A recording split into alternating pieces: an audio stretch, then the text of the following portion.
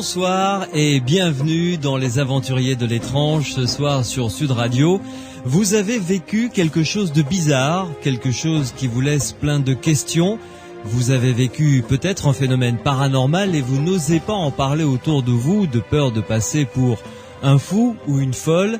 Eh bien, Les Aventuriers de l'étrange est là, cette émission est là pour vous écouter et peut-être vous aider à répondre aux nombreuses questions qui vous hantent. Avec mes deux invités, nous allons essayer d'apporter des réponses à vos questions et vous apprendre surtout que vous n'êtes pas seul à vivre des phénomènes étranges. C'est même quelque chose de relativement courant, même si on en parle peu. Vous le savez, cette émission est la vôtre. Vous pouvez nous appeler dès maintenant pour demander conseil aux deux spécialistes qui m'accompagnent ce soir jusqu'à minuit. Tout d'abord, sachez que le standard est à votre disposition au 0826 300 300. Morad vous y accueille. 0826 300 300. Vous pouvez également me contacter par SMS. Vous tapez sur votre portable Sud, vous laissez un espace, vous rédigez votre texte, votre commentaire, votre question ou votre numéro de téléphone si vous voulez que l'on vous rappelle et vous envoyez le tout au 71 200. Alors mes invités sont Pierre Macias, webmaster du site internet qui héberge tous les archives concernant les aventuriers de l'étrange. Ce site a pour adresse psiland.org, psiland.org, le site donc où vous retrouverez toutes les émissions des aventuriers de l'étrange à télécharger. Pierre, bonsoir. Bonsoir Louis.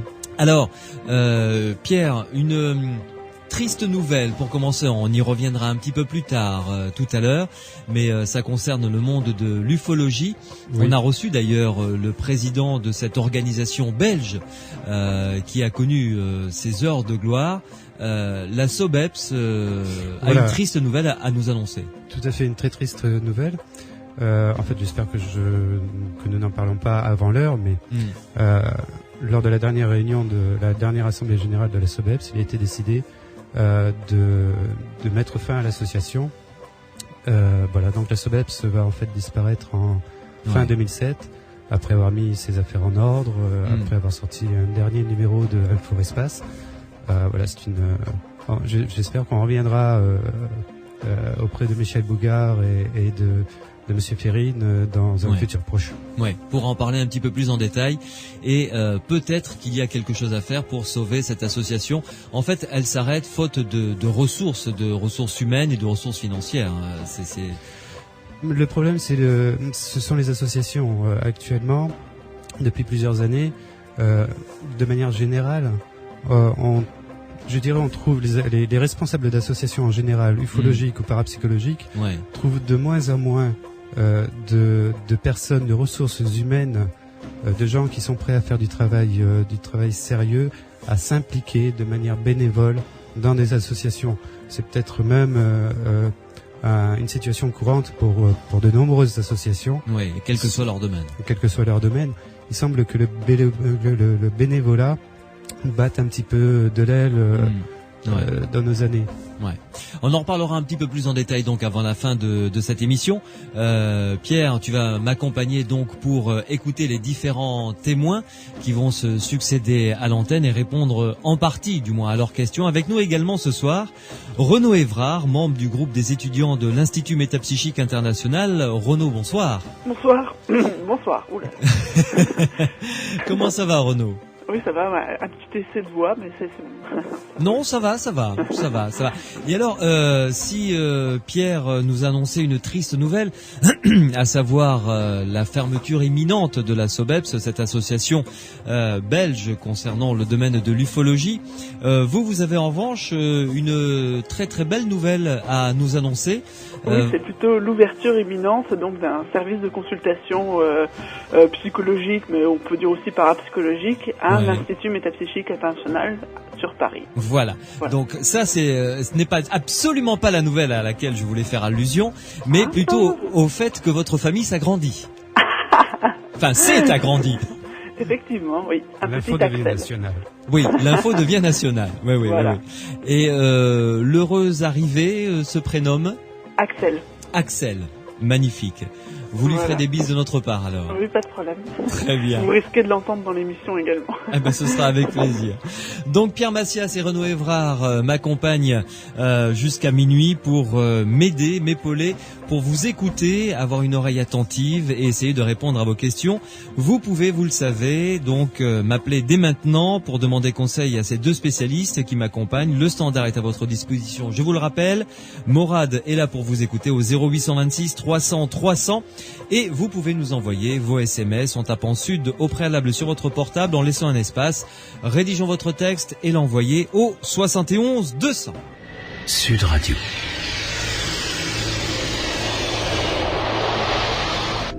Témoignage. Premier témoin que j'ai le plaisir d'accueillir à l'antenne, Théophile nous appelle de la région du Pays Basque. Théophile, bonsoir. Bonsoir, c'est Théophile, oui. Théophile, oui, tout à fait.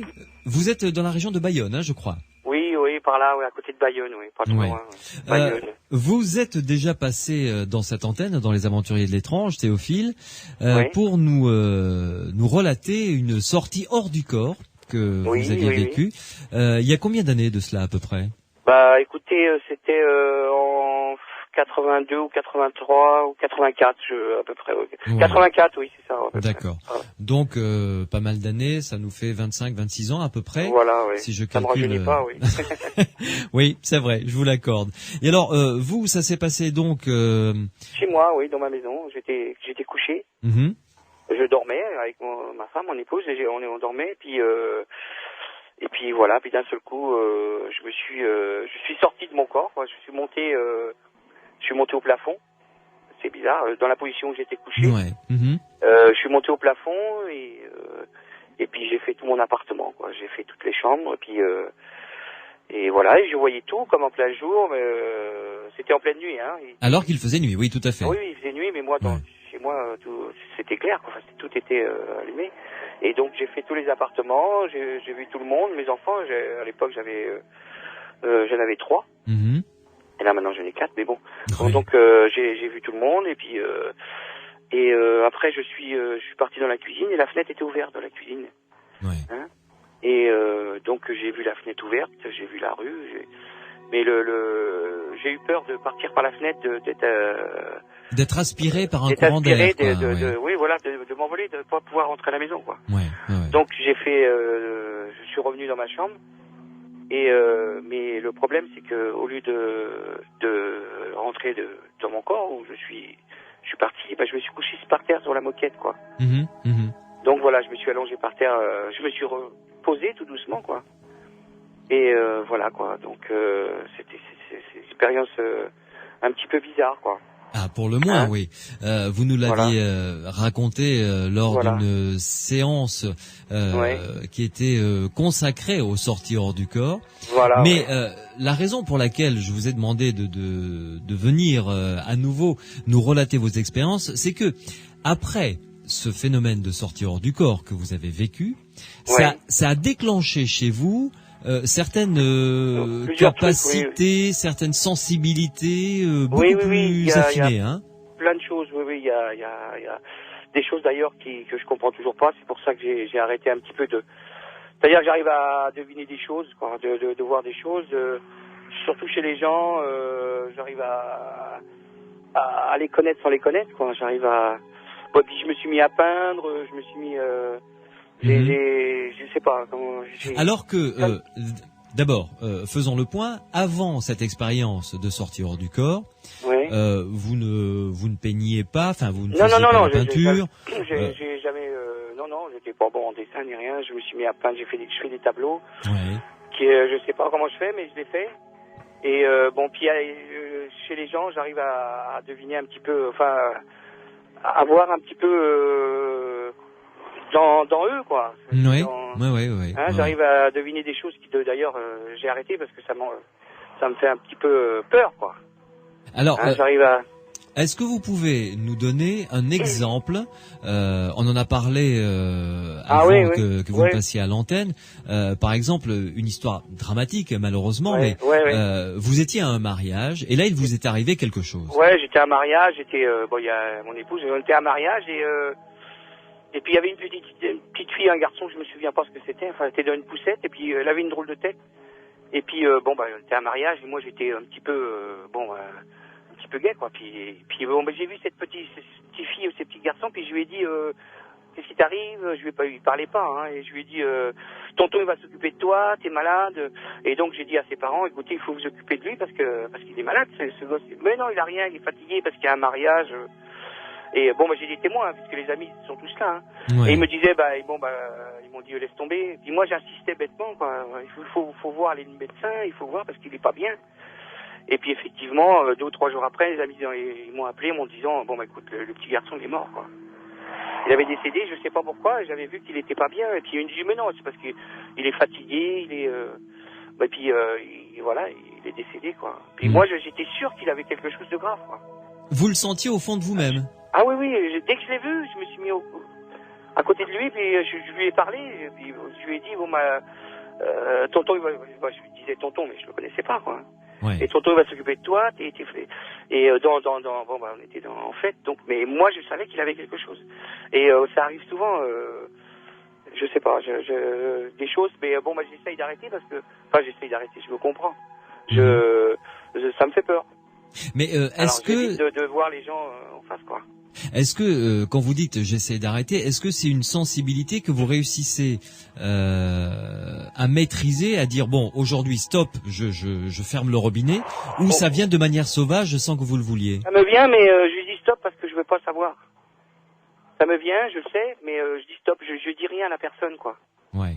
Vous comprenez, je veux pas lui dire, je veux plus en parler, je me rends compte de quelque chose, mais je dis rien, hop, j'essaye de pas pas en parler parce que ça choque tout le monde, choque tout le monde. Là, je suis chez des amis et ils savent pas, et puis là, c'est sûr. Parce que c'est des choses qu'il faut pas dire, quoi. Enfin, je sais pas comment vous dire ça. Vous pensez que c'est une chose dont il ne faut pas parler? Bah non, parce que je vous dis, là, c'est la première fois que je n'ai parlé, c'est à vous, la dernière fois qu'on en a parlé. Ouais. Parce que j'avais besoin de parler à quelqu'un, parce que c'est un petit peu bizarre, quoi.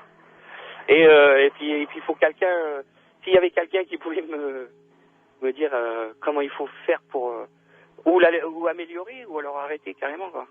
Ouais. Parce que c'est vraiment on passe devant des gens puis on se dit tiens celui-là c'est pas bien, puis ça vient tout seul. Enfin je sais pas, moi pourtant je les connais pas.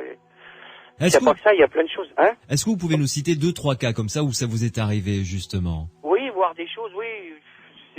C'est pas 2-3, c'est plein, mais bon. Puis je veux pas en parler, parce que ma femme est en train de vous écouter, et puis elle le sait la plupart des trucs parce que je lui ai toujours dit, mais bon, puis non. Voilà. Ça, c'est embêtant d'en parler parce que on va me prendre pour un cinglé. C'est tout. Non mais voilà, ce que je voulais vous dire, c'est que je sens que ça vous terrorise quand même. Ouais, parce que je sais pas le limite que ça peut avoir, quoi. Ouais. Donc j'essaye d'éviter un petit peu. C'est pour ça que si je pouvais rencontrer des gens à qui il leur est arrivé la même chose, pour pouvoir en discuter, pour pouvoir en faire profiter peut-être quelqu'un, faire profiter les gens, je sais pas. Ouais.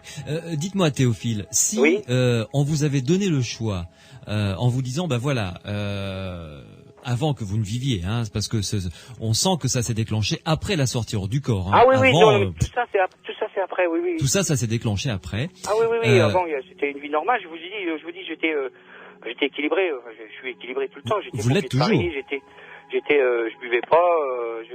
Non, j'étais bien, quoi. Oui. Et si pendant cette période, donc tout à fait, comme vous dites, entre guillemets, parce que la normalité, qu'est-ce que c'est être normal ou pas, avant que vous ne viviez ça, avant que vous n'ayez cette capacité, si on vous avait dit voilà, on vous donne le choix d'avoir cette capacité ou de pas l'avoir. Moi je pense, c'est l'inconnu, donc on aurait dit oui. J'aurais dit oui parce que on se dit c'est pas possible, quoi.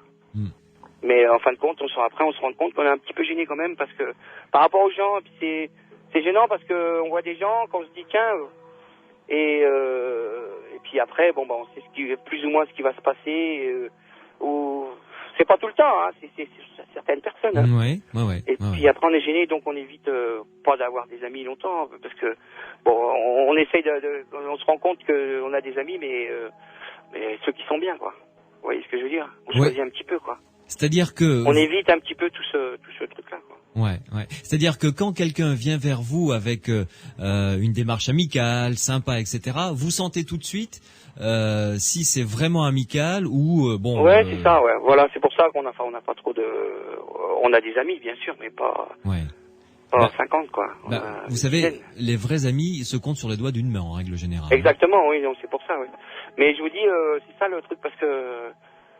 C'est moi qui paye, quoi. C'est moi qui paye parce que je vois bien ce qui se passe, quoi. Et puis, puis moi, j'en parle à personne. Même, je vous dis, j'en parle même pas à mon épouse. J'en parle à personne. C'est moi qui reçois ça. C'est moi qui le garde, quoi. Ouais. Donc, c'est un petit peu embêtant, quoi. Comme on dit dans un jargon populaire, on a l'impression que vous morflez quand même, hein. Ouais, c'est pas bien, ouais.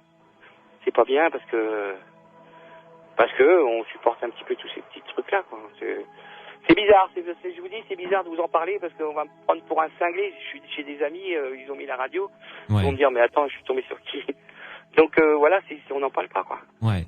Alors que, si je puis me permettre de dire à ses amis, vous n'êtes absolument pas cinglé, vous êtes tout à fait normal, mais vous avez une capacité que pas mal de gens n'ont pas. Donc vous avez un plus que beaucoup n'ont pas. Donc c'est pas mal non plus. Parce que après, pendant un moment aussi, j'arrivais, je sais pas, à voir où la personne avait mal, je sais pas comment vous expliquer tout ça. À voir où la personne avait mal, où la personne, je sais pas, bon, je sais pas comment vous expliquer parce que je suis un petit peu embêté. Je vous dis, c'est un petit peu bizarre, quoi. Ouais. Hein? Quand je dis bizarre, l'étrange. Oui. Et puis voilà, quoi. Donc, bon.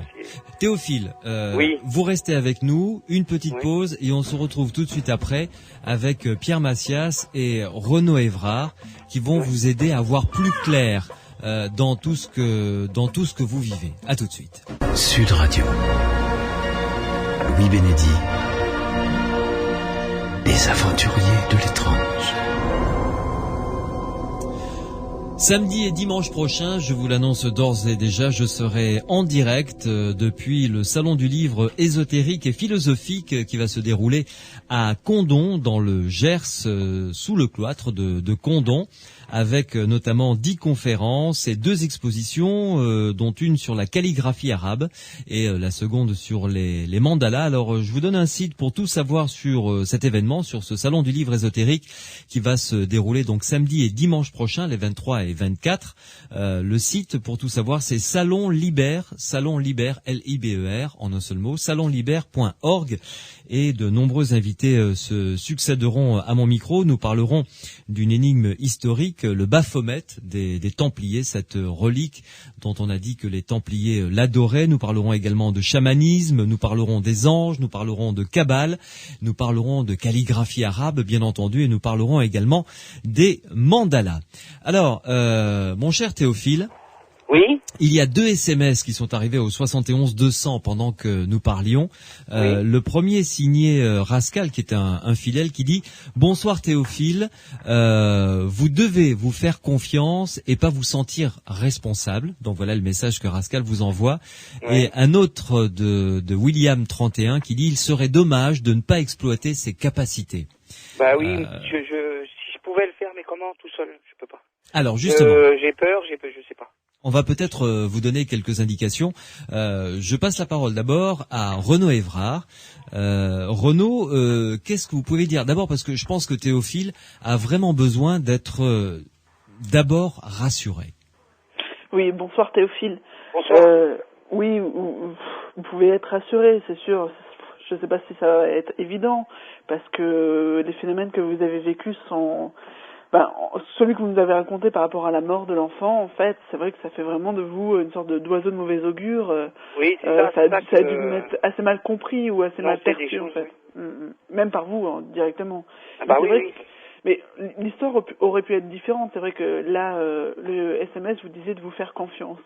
Si vous aviez eu assez de conviction dans votre perception, peut-être que vous auriez pu changer la vie de cet enfant. Mais j'avais insisté auprès des parents, mais bon, on était en mariage, bon, moi j'étais peut-être, j'ai été un petit peu, c'était la fête, quoi.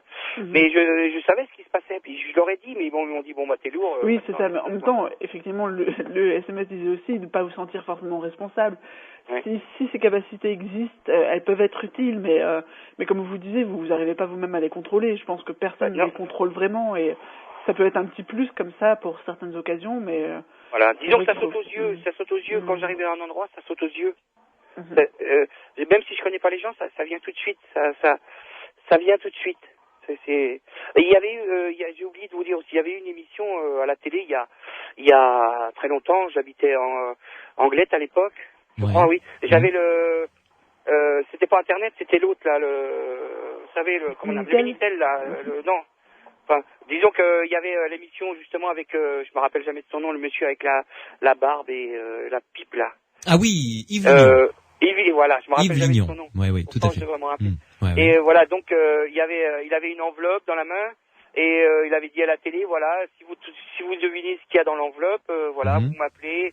Et moi j'avais essayé de l'appeler. Alors bon, bah j'avais pris un crayon, un papier, puis j'avais fait un dessin, j'avais fait des ronds, et j'avais fait quatre tours, ouais, et un bord de mer avec un bateau. Et voilà, j'ai insisté au Minitel pour l'appeler, j'ai pas pu. Ouais. Et quand il a ouvert l'enveloppe, il y avait une photo, c'était des dépôts d'essence, le gasoil là, vous savez. Ah oui. En Arabie Saoudite ou je sais pas quoi là. Ouais, et il y avait plein de bidons de gasoil avec 4 tours, c'était des pompes. Hein. Et il y avait un port avec un bateau dessus. Ouais. Donc vous étiez tombé dedans pile, quoi. Je suis tombé dedans pile, j'avais fait un dessin comme ça, vite fait, mais moche quoi. Plein de ronds avec 4 tours et puis un bateau. Ouais. Et c'était ça l'enveloppe. Alors là, je me suis dit, qu'est-ce que tu fais? C'est dingue, quoi. Renaud, est-ce qu'on peut dire que Théophile a tout simplement un talent de voyance? Oui, tout à fait. Je pense que c'est ça. C'est finalement quelque chose qui est très naturel. Donc on s'imagine qu'il y a des personnes qui seraient comme ça douées. Alors c'est vrai que la théorie qui circule, c'est un peu l'analogie avec les génies, hein, c'est-à-dire Mozart. Tout le monde peut faire de la musique, mais il n'y a pas beaucoup de Mozart, quoi. Enfin, il y en a eu qu'un, si vous voulez. Oui, bien sûr. C'est un peu ça. Donc justement, l'autre SMS. Mais j'aurais préféré jouer du piano que de voir des gens mourir, quoi. C'est sûr. Mais je pense que c'est pas que voir des gens mourir. Non, mais il n'y a pas que ça, bien sûr. Mais en fait, le problème, c'est que vous avez pris le parti, mais finalement parce que socialement c'était reçu comme ça, de ne pas essayer de confirmer systématiquement le côté réel de vos perceptions. Donc du coup, elles peuvent s'enflammer et vous êtes plus forcément capable de faire la distinction entre ce qui peut être de l'ordre de l'imaginaire, des fantasmes, des idées morbides qu'on a tous, même sur les autres, enfin vraiment de l'impression, vraiment on ne sait pas ce que c'est, et des choses qui seraient vraiment de l'ordre des perceptions paranormales. Parce que justement là, peut-être que vous trouverez des choses qui confirmeraient des choses très positives, vraiment des petits coups de pouce que vous pourrez donner aux gens. Et il y a des choses aussi, par exemple, je suis dans un endroit où ça m'est arrivé d'être dans un endroit où pas aimer quelqu'un personnellement. Et cette personne, à un moment ou à un autre, ou alors elle s'en va de l'endroit, elle prend son compte, enfin vous savez, elle s'en va, je sais pas comment, elle s'en va, quoi. Mais là encore, si vous prenez pas contact avec la personne, elle reste pas là. Si je l'aime pas, elle reste pas quelque part, quoi. Si elle est avec moi, elle reste pas de cet endroit. Je sais pas comment vous dire, mais sans rien lui faire, je lui fais rien, moi. Et peu de temps après, elle s'en va. Elle est plus bien à cet endroit-là. Ou je sais pas si vous me comprenez. Si, je suis pas bien avec elle, si je l'aime pas personnellement, parce que je sais pas pourquoi, elle reste pas à cet endroit-là. C'est elle qui s'en va, mais de sa propre volonté. Mais ça, c'est peut-être quelque chose d'assez difficile à vérifier. Je pense que ça peut tout à fait être le cas dans certains moments, parce que peut-être que ces personnes sentent également une sorte de malaise. Mais voilà.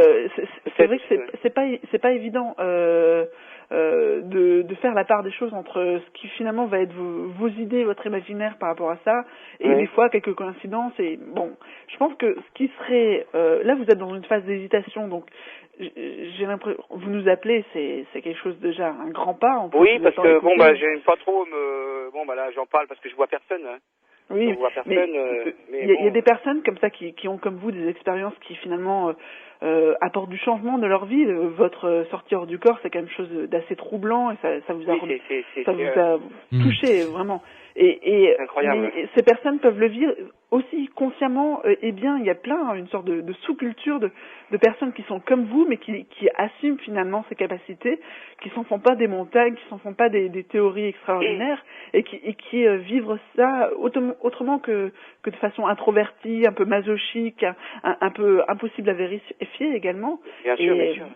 Il y a peut-être d'autres manières de le faire. C'est vrai que socialement, ça va être un souci. Mon gros problème maintenant, c'est où est passé mon corps, quoi, qui s'est couché par terre au lieu de rentrer dans moi, quoi. C'est ça mon truc. C'est ça qui vous fait peur. C'est ça qui me fait peur. C'est ça, parce que c'est peut-être ce corps-là qui fait des choses, non? Vous avez l'impression de ne pas avoir réintégré votre corps. Je l'ai pas réintégré. Je me suis couché par terre au lieu de me remettre dedans.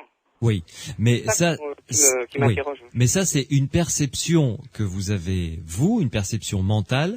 Mais quand vous vous êtes réveillé le lendemain matin, votre femme, en vous regardant, n'a pas dit « Oh, mais qui êtes-vous » Non. Elle vous a reconnu.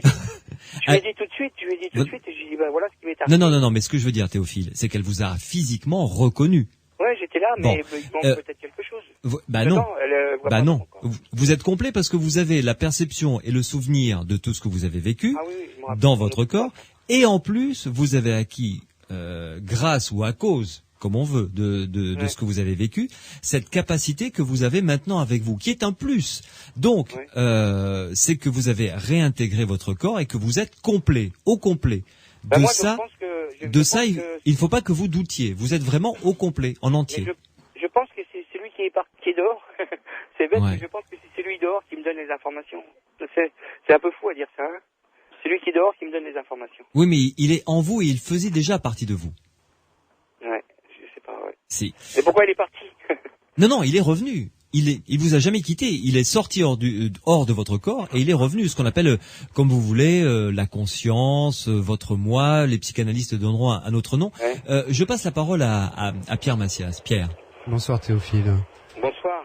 Il me semble d'abord que cette vision de ce qui vous est arrivé, enfin de cette appréciation de ce qui vous est arrivé pendant cette sortie hors du corps, est un peu faussée, je vais dire.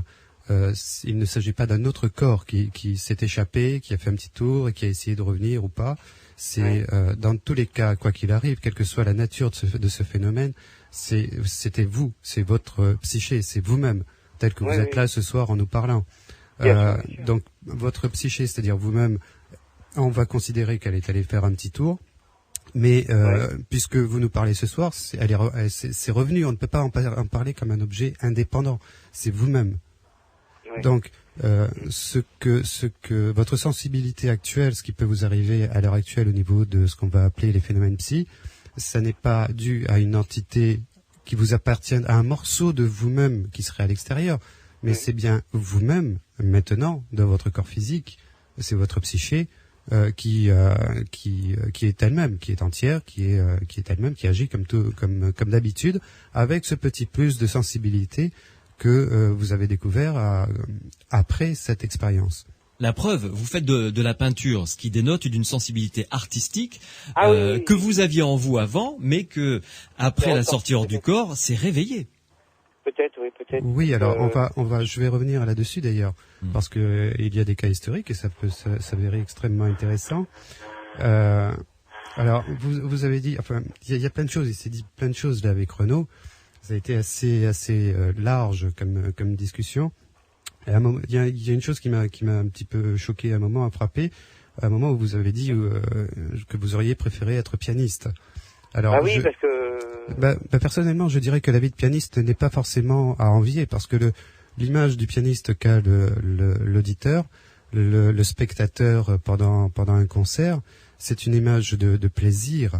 Le pianiste est là pour interpréter un morceau, pour donner une partie de l'œuvre artistique de l'auteur à travers sa propre sensibilité, et tout ça, il doit le faire de manière aussi fiable qu'il puisse le faire, et ça demande des heures, ça demande des années d'entraînement. La vie d'un pianiste n'est pas d'un musicien au sens large, n'est pas forcément enviable. Je veux en arriver à l'idée que la vie de chacun, les facultés, les possibilités, qu'elles soient artistiques ou autres, des gens ne viennent pas forcément comme ça, toutes seules, par un don extraordinaire. Derrière, il y a toujours un travail, et il y a souvent un travail extrêmement astreignant. Et bon, ça me paraît un petit peu facile de dire. Il y a des enfants qui naissent avec le don de oui. À 3 ou 4 ans, ils sont en train de faire du piano, mais il y a quelque chose quand même. Mais tout à fait. Vous avez eu ce don après la sortie hors du corps. Voilà, le don. Voilà, oui. Le don de musicien va éventuellement se révéler à cet âge-là, à 3 ou 4 ans, mais il faut pas croire que il est révélé, il est entier, immuable. Non, il faut le reprendre, c'est le bagne. Travailler, c'est le bagne, tout à fait. La vie d'un musicien, ça peut être le bagne. Ah oui, c'est 6 heures de piano par jour. Je veux en arriver. On m'a donné ça comme ça d'un coup, oui. Voilà, donc vous retrouvez tout d'un coup avec cette faculté, cette sensibilité. Vous y êtes confronté. Il faut l'intégrer. Est-ce que je peux m'en servir pour aider quelqu'un, par exemple? Alors, comment faut faire ça? Parce que je suis tout seul, je sais pas. Effectivement, là, ça devient extrêmement délicat. Peut-être aider, je sais pas, j'en sais rien. Et c'est pareil quand j'entends des cas à la télévision de gens disparus. Je suis sûr que si j'avais un plan de l'endroit exact, ça m'est arrivé de savoir à peu près en entendant des enfants là. Je savais qu'ils étaient dans l'eau, mais je savais pas où parce que j'avais pas de plan, j'avais rien. J'étais sûr qu'ils étaient dans l'eau, mais où? Mais je savais même pas s'il y avait de l'eau autour. Est-ce que vous avez essayé, par exemple, de retrouver des objets perdus autour de vous, des gens qui ont perdu des objets? Oui, ça m'est arrivé. J'ai trouvé. J'étais quand j'habitais Biscarrosse. Ouais. Il y avait une dame qui parlait qu'elle avait perdu sa bague et je lui dis écoutez, si vous voulez je peux vous la retrouver, enfin si je vais essayer de la retrouver. Et je lui dis on se donne rendez-vous demain et vous amenez les amis avec qui vous étiez ce jour-là. Et donc elle a amené, ils étaient 3 ou 4, il y avait 2 femmes et un homme. Mm-hmm. Et on est rentré dans elle avait une grande allée. Et on allait dans sa maison parce qu'elle était persuadée qu'elle avait perdu dans la maison. Ouais. Et en marchant dans l'allée, je dis tiens, la bague elle est dans l'allée. La bague elle est dans l'allée. Et bizarrement il y a une femme là qui était devant et elle s'est baissée, elle a dit la bague est là. Et moi dans ma tête je me suis dit c'est toi qui l'as piquée. C'est elle qui l'avait piquée. C'est elle qui l'avait volée. Et bravo. C'est elle qui l'avait volée. Enfin d'un seul coup je me suis dit tiens c'est elle qui l'a volée. Elle l'a mis là en disant qu'elle l'a retrouvée parce qu'elle a eu peur que je la retrouve. Et j'étais sûr que c'était elle qui l'avait volée. Et c'est la dame qui l'a retrouvée là, elle est là ta bague. C'est une bague assez chère. Quoi. Ouais. Voilà, un petit cas comme ça. Ouais. Vous avez un vrai don de voyance, hein, Théophile. Mais je sais pas, j'en sais rien. Si, vraiment. Ça s'appelle de la voyance. Et elle m'a dit, elle a dit, je l'ai retrouvée là, mais dans ma tête, je me suis dit, c'est toi qui l'as volée. Pierre, j'ai rien dit à la dame, j'ai rien dit. J'ai dit, elle était là. Sur cet exemple. Mais elle était dans l'allée, mais elle était peut-être dans la poche de la dame. Quoi. Bah oui, peut-être. Voilà. Pierre, qu'est-ce que tu en penses? Oui, enfin dans ce cas-là, il y avait cette personne qui avait subtilisé la bague qui était présente. Je sais pas si on peut aller directement dans le sens de la voyance. Si, parce qu'il savait qu'il allait la retrouver dans l'allée, de toute façon. Sans présence de cette femme qui l'avait empruntée. Si. Théophile. Il était au sein du groupe avec la dame au milieu. Au moment où ils arrivent dans l'allée, il a dit tac, elle est dans l'allée. Mais j'ai pas dit elle était par terre ou quoi. Elle est dans l'allée, on était tous dans l'allée. Bon, là, j'ai vu la bague dans l'allée, mais elle devait être dans sa poche, je pense. Ouais. Parce qu'elle s'est baissée, elle est là.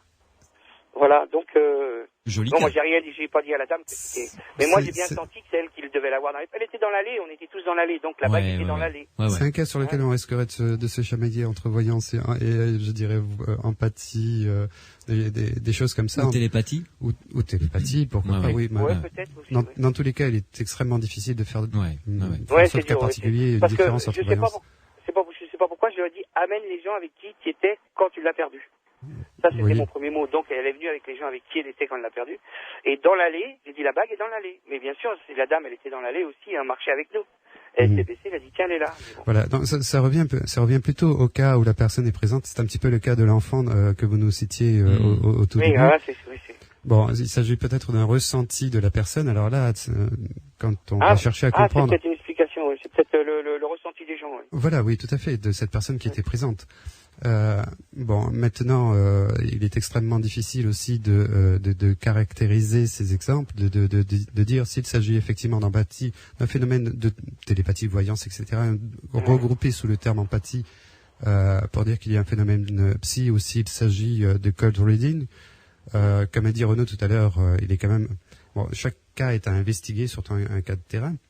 Mais a priori, dans ce que vous nous dites, dans ce que vous nous racontez, cette faculté est apparue après votre sortie hors du corps, qu'on pourrait peut-être assimiler à une NDE, et on retrouve dans beaucoup de cas, dans la majorité des cas de NDE, des personnes qui disent justement obtenir ces facultés psy après leur NDE. Donc ça va dans le sens faculté psy à la suite d'une NDE. Ouais. Théophile, une dernière question. Est-ce que, encore une question, Pierre, est-ce que vous avez envie comment dirais-je, de travailler ce don que vous avez? Bah oui, mais bien sûr, mais pour pouvoir faire quelque chose, bien sûr. Moi, je suis prêt à, si vous avez, je sais pas, des experts chez vous, qui m'envoient des dossiers, des expériences à faire, des choses comme ça. Des trucs à faire, des expériences à faire, des tests pour voir, pour me rassurer moi. Ouais. Parce que si ça marche pas, tant mieux. Pierre. Mais si ça marche, je vais peut-être pouvoir. Bon, je vais revenir là-dessus immédiatement après ce que j'ai très envie de vous dire là. Vous nous avez dit aussi que donc vous vous étiez mis à peindre. Oui, j'ai fait des tableaux. Alors, est-ce que vous avez montré ces tableaux à quelqu'un, à des artistes, pour avoir un avis d'artiste sur... J'ai plein d'amis qui aiment ça, oui, effectivement. J'ai commencé comme ça, parce que j'avais 2 ou 3 ans après, j'ai fait une dépression un petit peu, je sais pas pourquoi d'ailleurs. Et une amie m'a offert, qui travaillait dans un truc de peinture, m'a offert un chevalet avec des tableaux et de la peinture à l'huile. Et puis j'ai fait un tableau comme ça, puis j'ai dit tiens, je me suis mis à peindre, et puis voilà. Et donc voilà, c'est venu tout seul. Et plus il y a d'angles, plus il y a de croisés, et puis parce que je vois le fond du tableau. Je sais pas comment vous expliquer tout ça, c'est bizarre. Et donc plus c'est, puis les gens ils aiment. Enfin, je sais pas. Ça représente quoi vos tableaux? Moi, c'est surtout les maisons, des vieilles maisons, des vieilles maisons, des champs, des vieilles maisons. Je ne sais pas faire les visages, hein. Par contre, je veux pas les faire. Ouais. Mais c'est les vieilles maisons, et puis c'est venu tout seul, c'est ça qui m'étonne. Mais on connaît d'autres cas de peinture qui sont de facultés d'artistes, de sentiments artistiques qui s'exprimaient à travers la peinture ou la sculpture, qui sont venus comme ça spontanément chez des gens. Ça se passait surtout à l'époque de la grande époque du spiritisme, et on a parlé d'art spirit, donc avec une floraison de tableaux, de personnes qui tout d'un coup comme ça, sans raison apparente aucune, se sont mis du jour au lendemain à peindre. Je n'ai vendu une 60aine en 3 ou 4 mois. Ah oui, vous voyez que les gens ils aiment. Ah bah oui, oui, sinon ça se vendrait pas, on est d'accord. Bien sûr, je les ai mis à vendre, et je les ai vendus à peu près 50 ou je sais plus combien. Ma femme, j'en avais plein dans la maison, dans l'appartement, alors ma femme a dit je les ai mis à vendre, et je les ai vendus en peu de temps. Donc ça plaît quoi. Ouais. D'accord. Et moi quand je regarde ça, je me dis mais c'est pas toi qui as fait ça, c'est pas possible. Hein, vous voyez, quand je vois un autre tableau, je dis mais attends, on peut pas faire ça.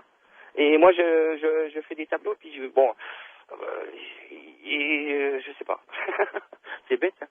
C'est tout bête. Ouais. Oui, je vous inviterai vraiment à faire un tour à l'abbaye de Brantôme en Périgord, où justement il y a une exposition permanente de peinture spirit. Ça pourrait peut-être vous plaire beaucoup, je pense. C'est possible, oui. Mais j'adore tout ça, mais moi quand je vois un tableau de quelqu'un, je dis mais comment il fait? Donc quand je me mets à peindre, des fois il m'arrivait de m'arrêter à 4h du matin parce que je pouvais pas m'arrêter. Ah oui, c'est une impulsion artistique pure. Mais pourquoi j'ai jamais peint, j'ai jamais appris, je sais pas. Il faudrait vraiment que vous regardiez que vous ayez l'occasion de regarder ces peintures à Brantôme. Renaud, qu'est-ce que vous pensez de cette réaction artistique comme ça qui est arrivée juste après cette sortie hors du corps? En fait, c'est vrai que la sortie hors du corps, la dépression, l'apparition de capacités psy, puis tous les changements de la vie, ça quand même, ça fait penser qu'il y a une sorte de personnalité seconde, une personnalité étouffée, qui demande un peu à émerger. Alors, il y a quand même une perception que c'est pas mon corps, c'est pas moi qui peins, c'est tout un extérieur. Il y a une sorte de division chez Théophile.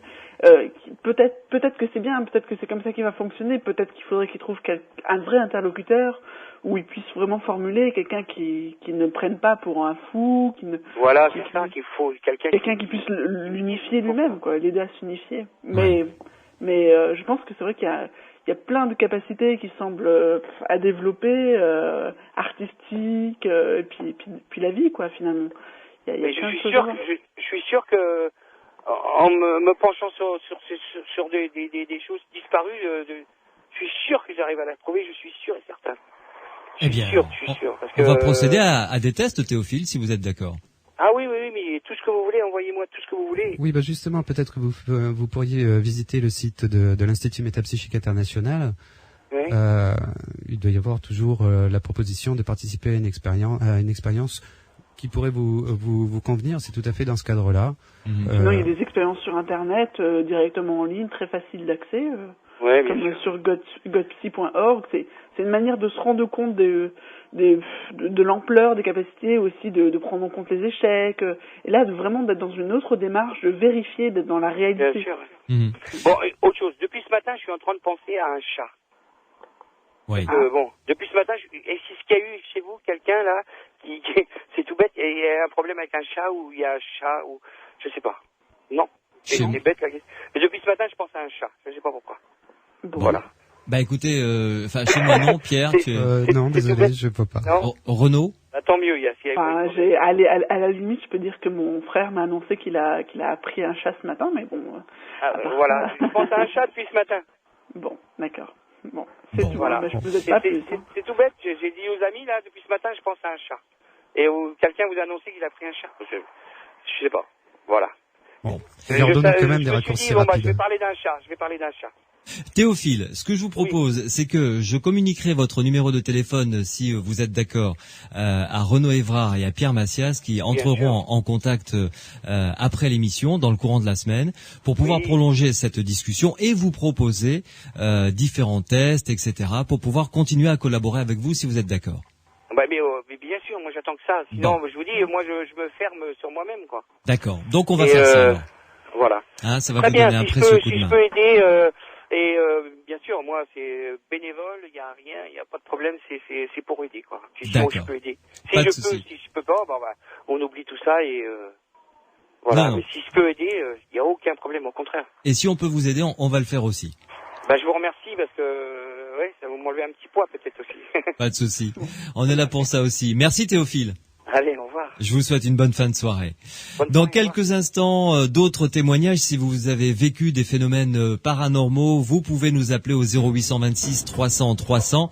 0826 300 300. Morad est au standard pour accueillir vos témoignages et pour que vous puissiez passer à l'antenne tout de suite après et nous rejoindre dans les Aventuriers de l'étrange sur Sud Radio. Vous pouvez également m'envoyer vos SMS. Vous tapez Sud sur votre portable. Vous laissez un espace, vous rédigez votre texte et vous envoyez votre texte au 71 200. Dans quelques instants, juste après la pause, nous écouterons un témoignage qui est arrivé sur notre boîte vocale. Sud Radio. Louis Bénédit. Les aventuriers de l'étrange. Avant de continuer à écouter les différents témoignages au 0826 300 300 ou provenant de notre boîte vocale des Aventuriers de l'étrange, une réponse à Chantal, une auditrice qui nous a appelé au standard. Morad m'a fait passer la question que vous posiez, ma chère Chantal, à savoir le titre du livre d'une voyante qui est passé sur notre antenne dans les Aventuriers de l'étrange sur Sud Radio il y a quelque temps. Eh bien, ma chère Chantal, la voyante s'appelle Maude Christen. Et contrairement à ce que vous avez dit, Vous avez peut-être mal entendu, mais la voyante est toujours vivante, grâce à Dieu. Maude Christen est toujours en très bonne santé, aux dernières nouvelles.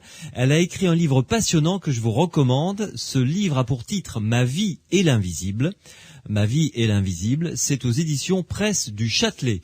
Un titre et un livre que vous pouvez retrouver dans sa présentation sur le site des Aventuriers de l'étrange, psylande.org. J'en profite également pour vous rappeler que samedi et dimanche prochain, si vous voulez venir me rencontrer, eh bien, je serai en direct depuis le Salon du Livre ésotérique et philosophique de Condom dans le Gers, avec plusieurs sujets que je vais aborder avec les conférenciers qui vont présenter donc leurs conférences et leurs livres tout au long de ces 2 jours. Je parlerai donc d'une énigme historique, le Baphomet des Templiers. Je parlerai de chamanisme, des anges, de la Kabbale et de la calligraphie arabe, des mandalas également. Vous voyez, donc ce sera une émission avec des sujets tout aussi larges, avec des invités vraiment très très intéressants. Donc en direct depuis Condom dans le Gers, les 23 et 24 juin au sein du Salon du Livre ésotérique et philosophique. Tout de suite, nous allons écouter le témoignage de Simone, Simone de Montpellier, qui nous a laissé un message au 0826 300 300 dans le courant de la semaine. Bonjour, c'est Simone de Montpellier. Je voulais demander si on faisait un rêve plusieurs fois. Parce que moi, j'ai quelqu'un de ma famille qui a fait un rêve assez macabre pendant au moins 4 ou 5 fois, c'est-à-dire elle descendait des escaliers, et puis elle sortait de chez elle, elle descendait des escaliers, au bas des escaliers, elle trébuchait, elle n'arrivait jamais à descendre complètement, et au moment où elle se relevait, elle avait une espèce de camion noir qui passait comme un corbillard, on va dire, et puis elle se réveillait de suite. Et en fait, au bout de 4 ou 5 fois sur l'espace de 3 mois, qu'elle ait fait ce rêve, un jour, un enfant est sorti de cette maison, il a descendu les escaliers en courant, il a traversé, il s'est fait écraser. Et à partir de ce moment-là, elle n'a plus fait son rêve. Alors, est-ce qu'on appelle ça, comme vous dites, de la voyance ou de la prémonition? Voilà, merci beaucoup. Question donc de Simone de Montpellier. Premier élément de réponse, peut-être, Renaud? Non, j'ai pas très bien compris la fin finalement.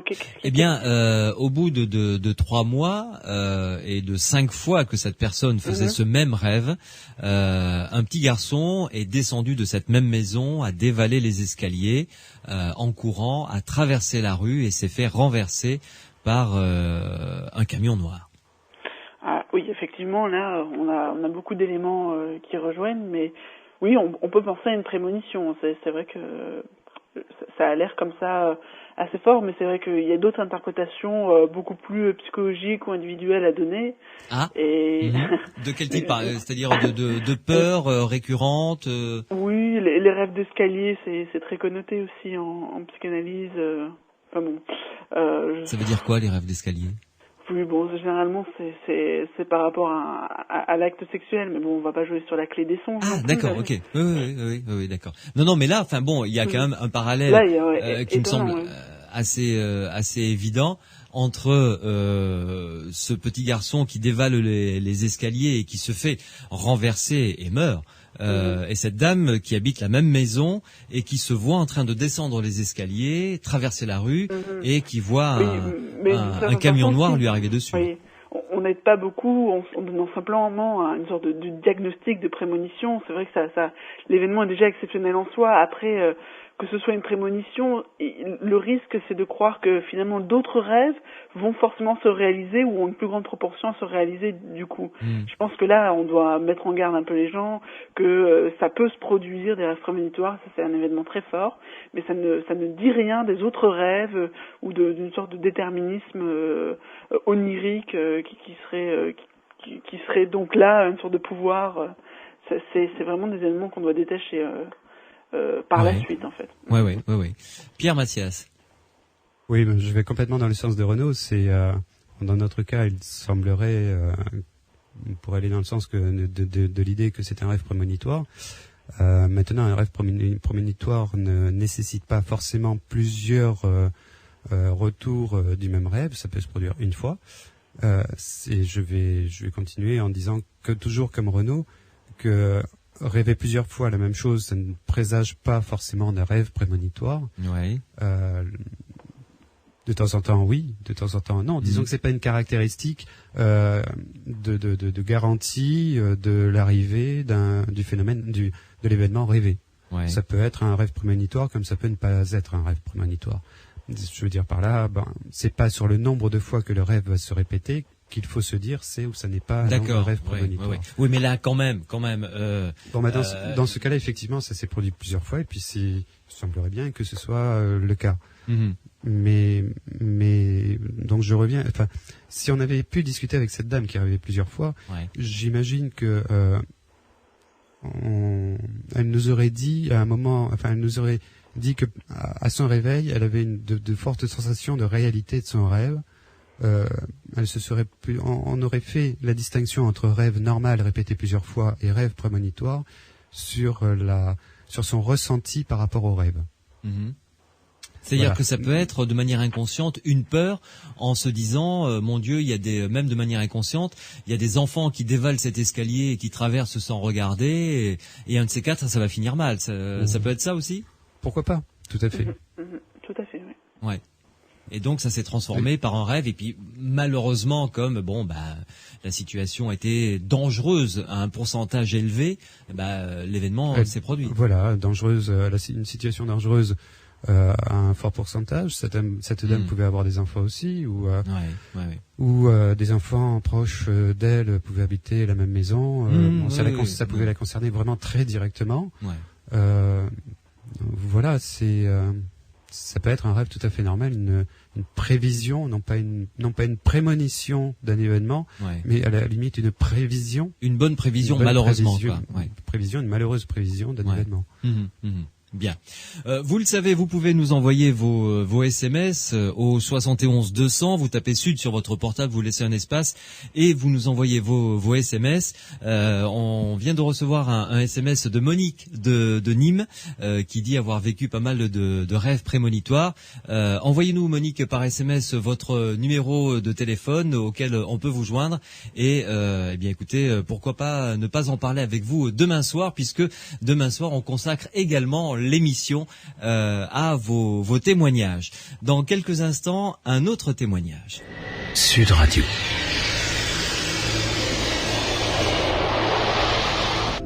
Témoignage. Daniel, bonsoir. Bonsoir, Louis. Merci d'être avec nous, ma chère Daniel. Alors vous venez nous rejoindre dans les Aventuriers de l'étrange, puisqu'on parlait de rêves prémonitoires à l'instant, et ça tombe bien. Vous avez fait quelques rêves prémonitoires qui vous ont laissé, excusez-moi le terme, mais bon, c'est là, si je l'emploie pas là, mais je l'emploierai jamais, qui vous ont laissé songeuse, si je puis me permettre. Tout à fait. Alors, plusieurs rêves prémonitoires. D'abord, est-ce qu'il vous en arrive souvent, ou alors c'est vraiment de manière très occasionnelle? En ce moment, pas du tout. Depuis quelque temps, rien. Mais à l'âge de 21 ans, ça a commencé. Mm-hmm. Comme je vous l'avais dit, c'était avec ce sous-marin. Et c'est vrai qu'à cette époque, j'en avais parlé à ma mère, et puis je voulais en parler même à la radio, quoi. Je voulais même aller à la radio parler de ce rêve vraiment qui m'avait vraiment touché et qui s'est réalisé après, quoi. Voilà. Alors, ça a commencé, vous aviez donc 21 ans. Tout à fait. Là, cette histoire de sous-marin à laquelle vous faites allusion, on est dans quelle période, dans quelle année à peu près? 71, non, 1971. 1971. Alors, racontez-nous ce rêve. Alors là, c'est tellement vieux. C'est-à-dire que j'avais 21 ans. C'était au mois de mai. Oui. Et donc, j'avais fait ce rêve de sous-marin. Sous-marin qui sombrait, en fait, qui disparaissait dans la mer avec tous les marins, quoi. Ouais. Et donc, ça m'avait vraiment frappé. Et donc, je voulais en parler à quelqu'un de sensé, quoi, quelqu'un qui pouvait m'écouter.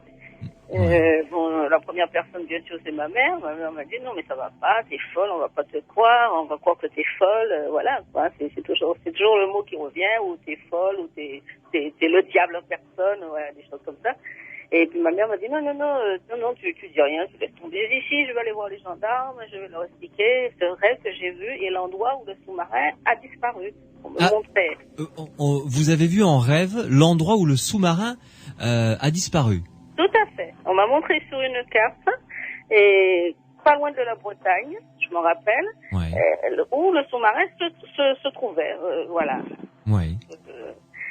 Voilà. Et puis donc j'ai gardé ça pour moi, j'ai rien dit.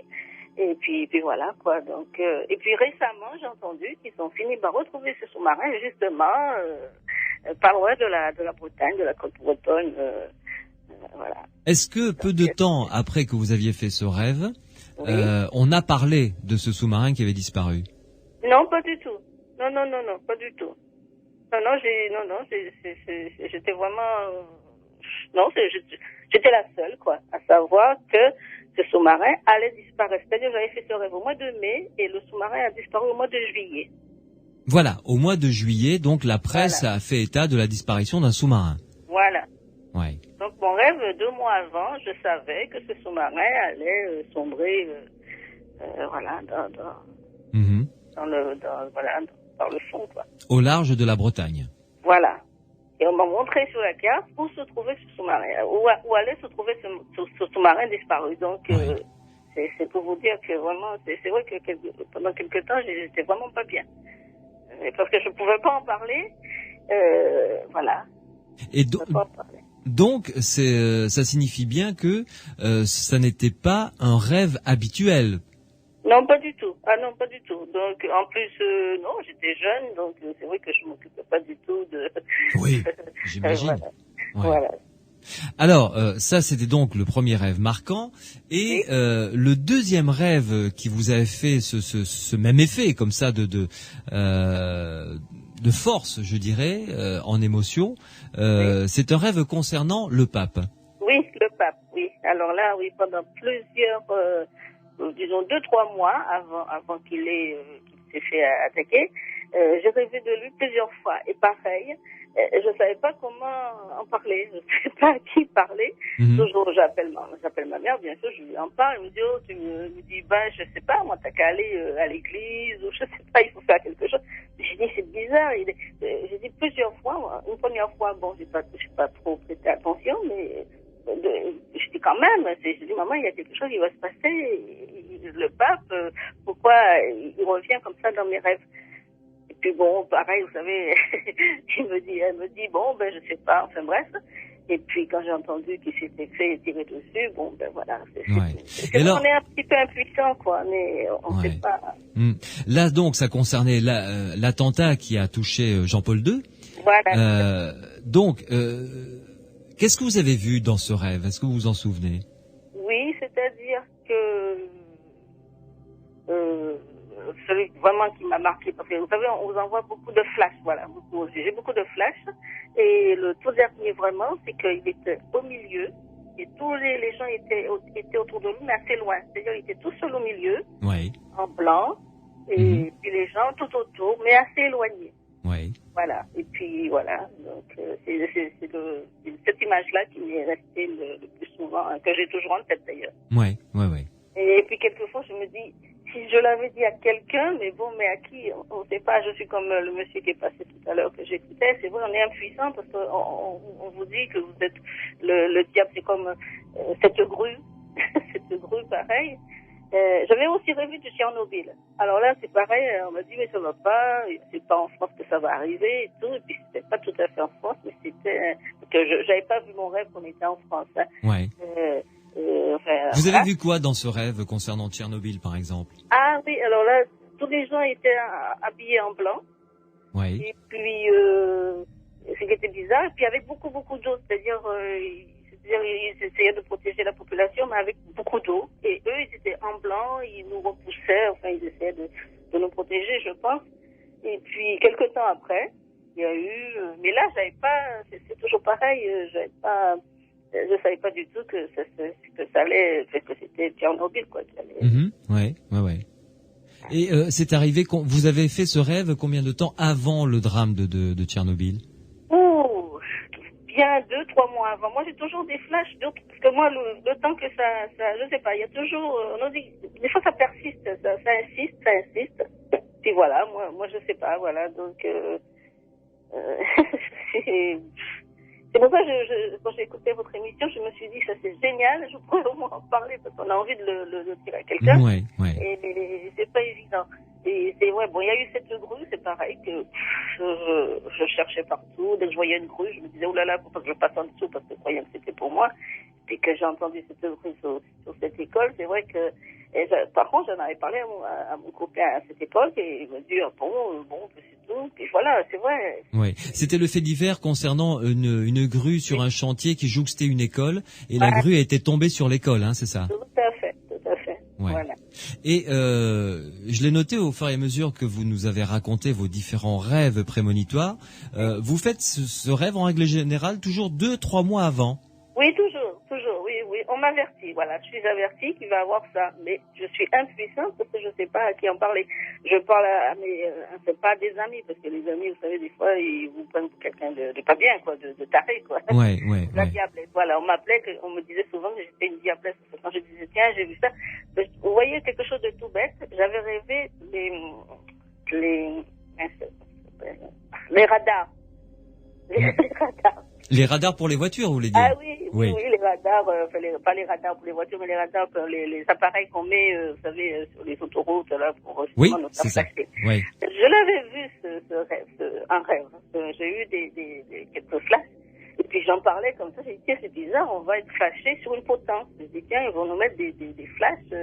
J'ai dit, mais non, c'est pas possible, on va nous mettre, ben voilà, donc, vous voyez, donc, c'est pour ça que, voilà, donc j'en avais parlé à mon copain, je lui ai dit, c'est bizarre, tu vas voir, on va être embêté, on ne pourra plus rouler, il me dit, mais non, arrête, et tout ça, et puis en effet, maintenant, on les a, ces radars, qui nous flashent. Ah, c'est clair. Et puis bon, en même temps, c'est pour la sécurité, enfin, pour notre sécurité, finalement.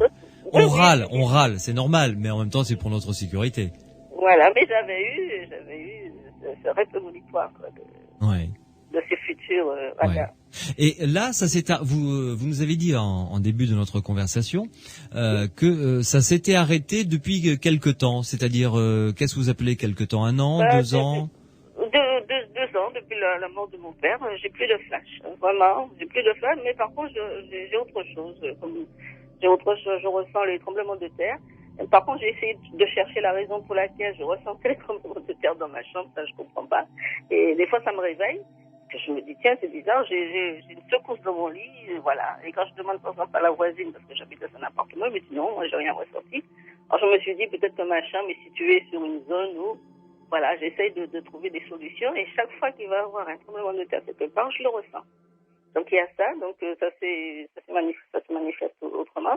Ouais. Et puis, comment dire...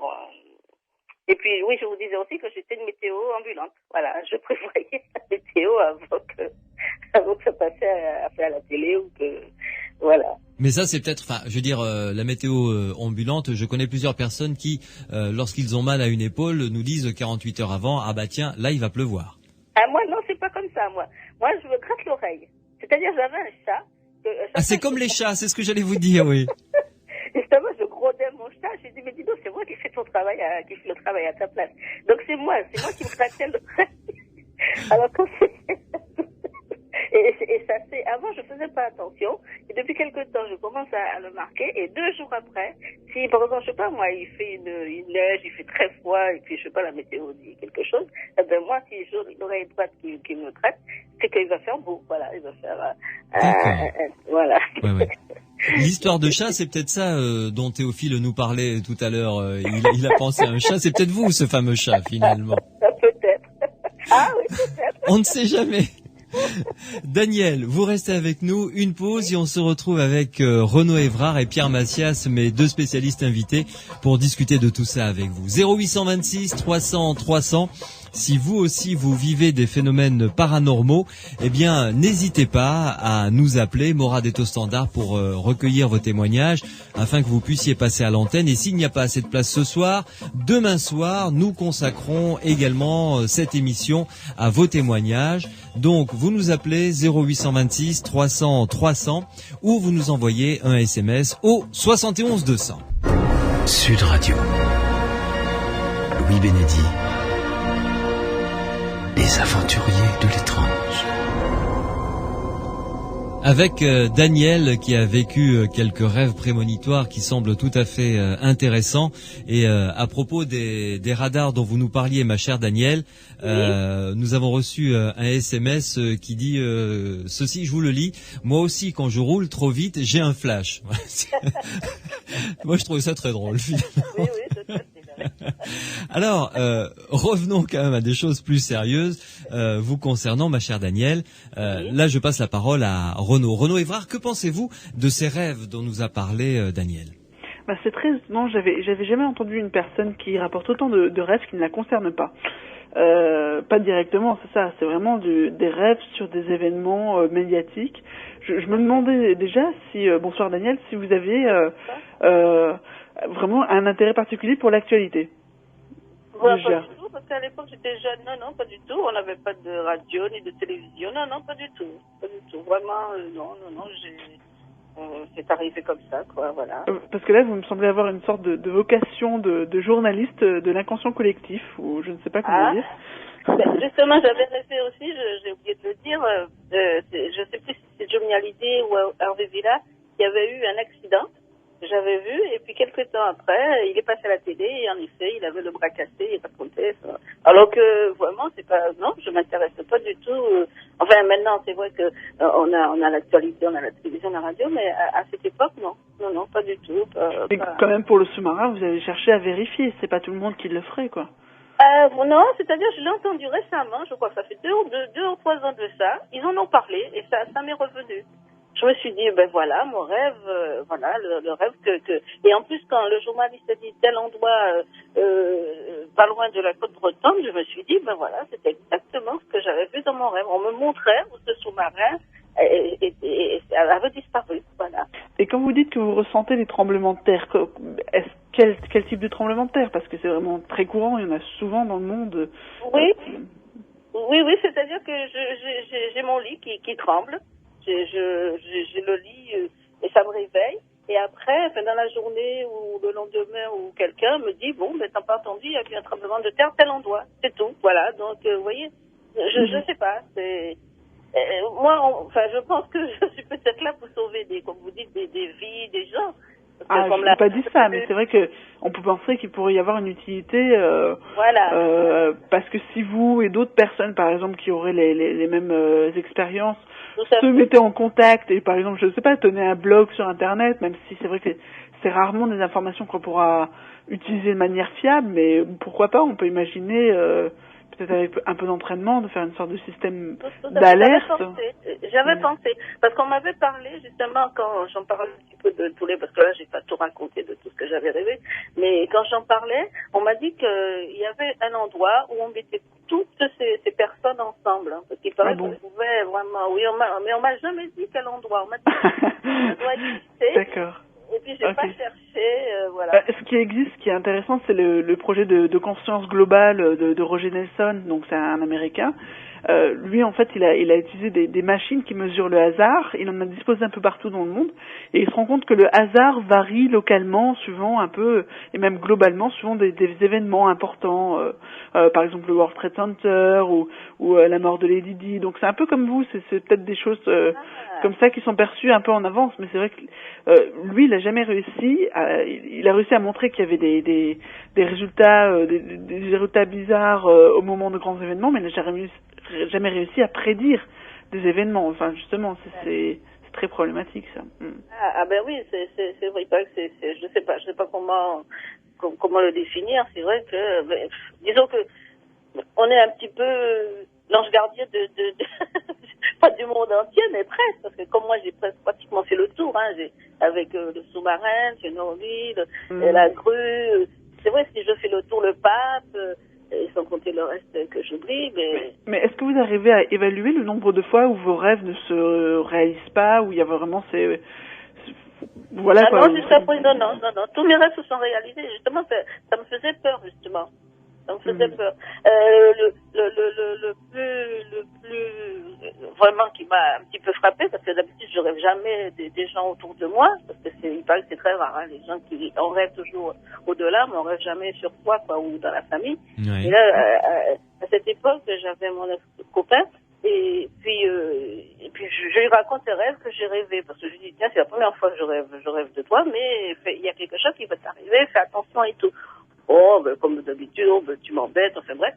Et donc, il part travailler, et puis il revient le soir avec tout figé, tout vraiment pas bien. Je dis, qu'est-ce qui se passe? Il me dit, tu sais, ton rêve s'est réalisé.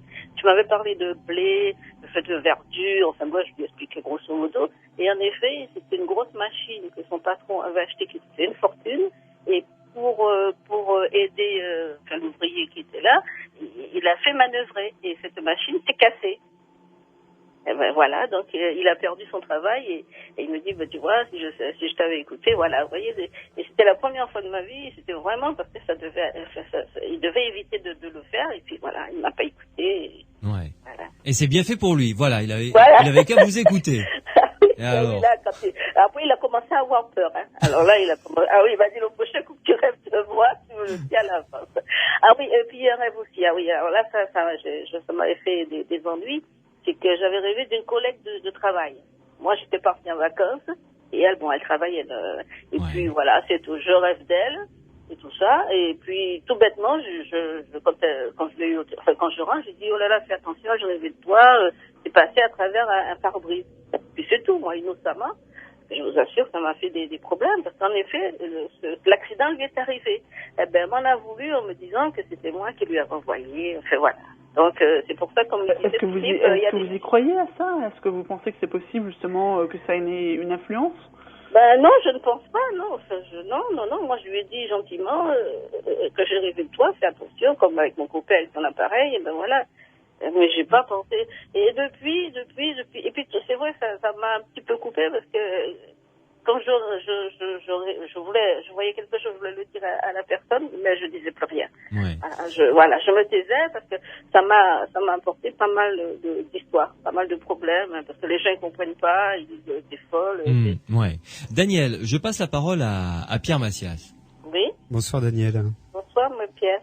Oui, vous êtes quelqu'un qui manifestement en rêvait beaucoup, qui rêve beaucoup de choses, mais que vous remarquez arriver ensuite.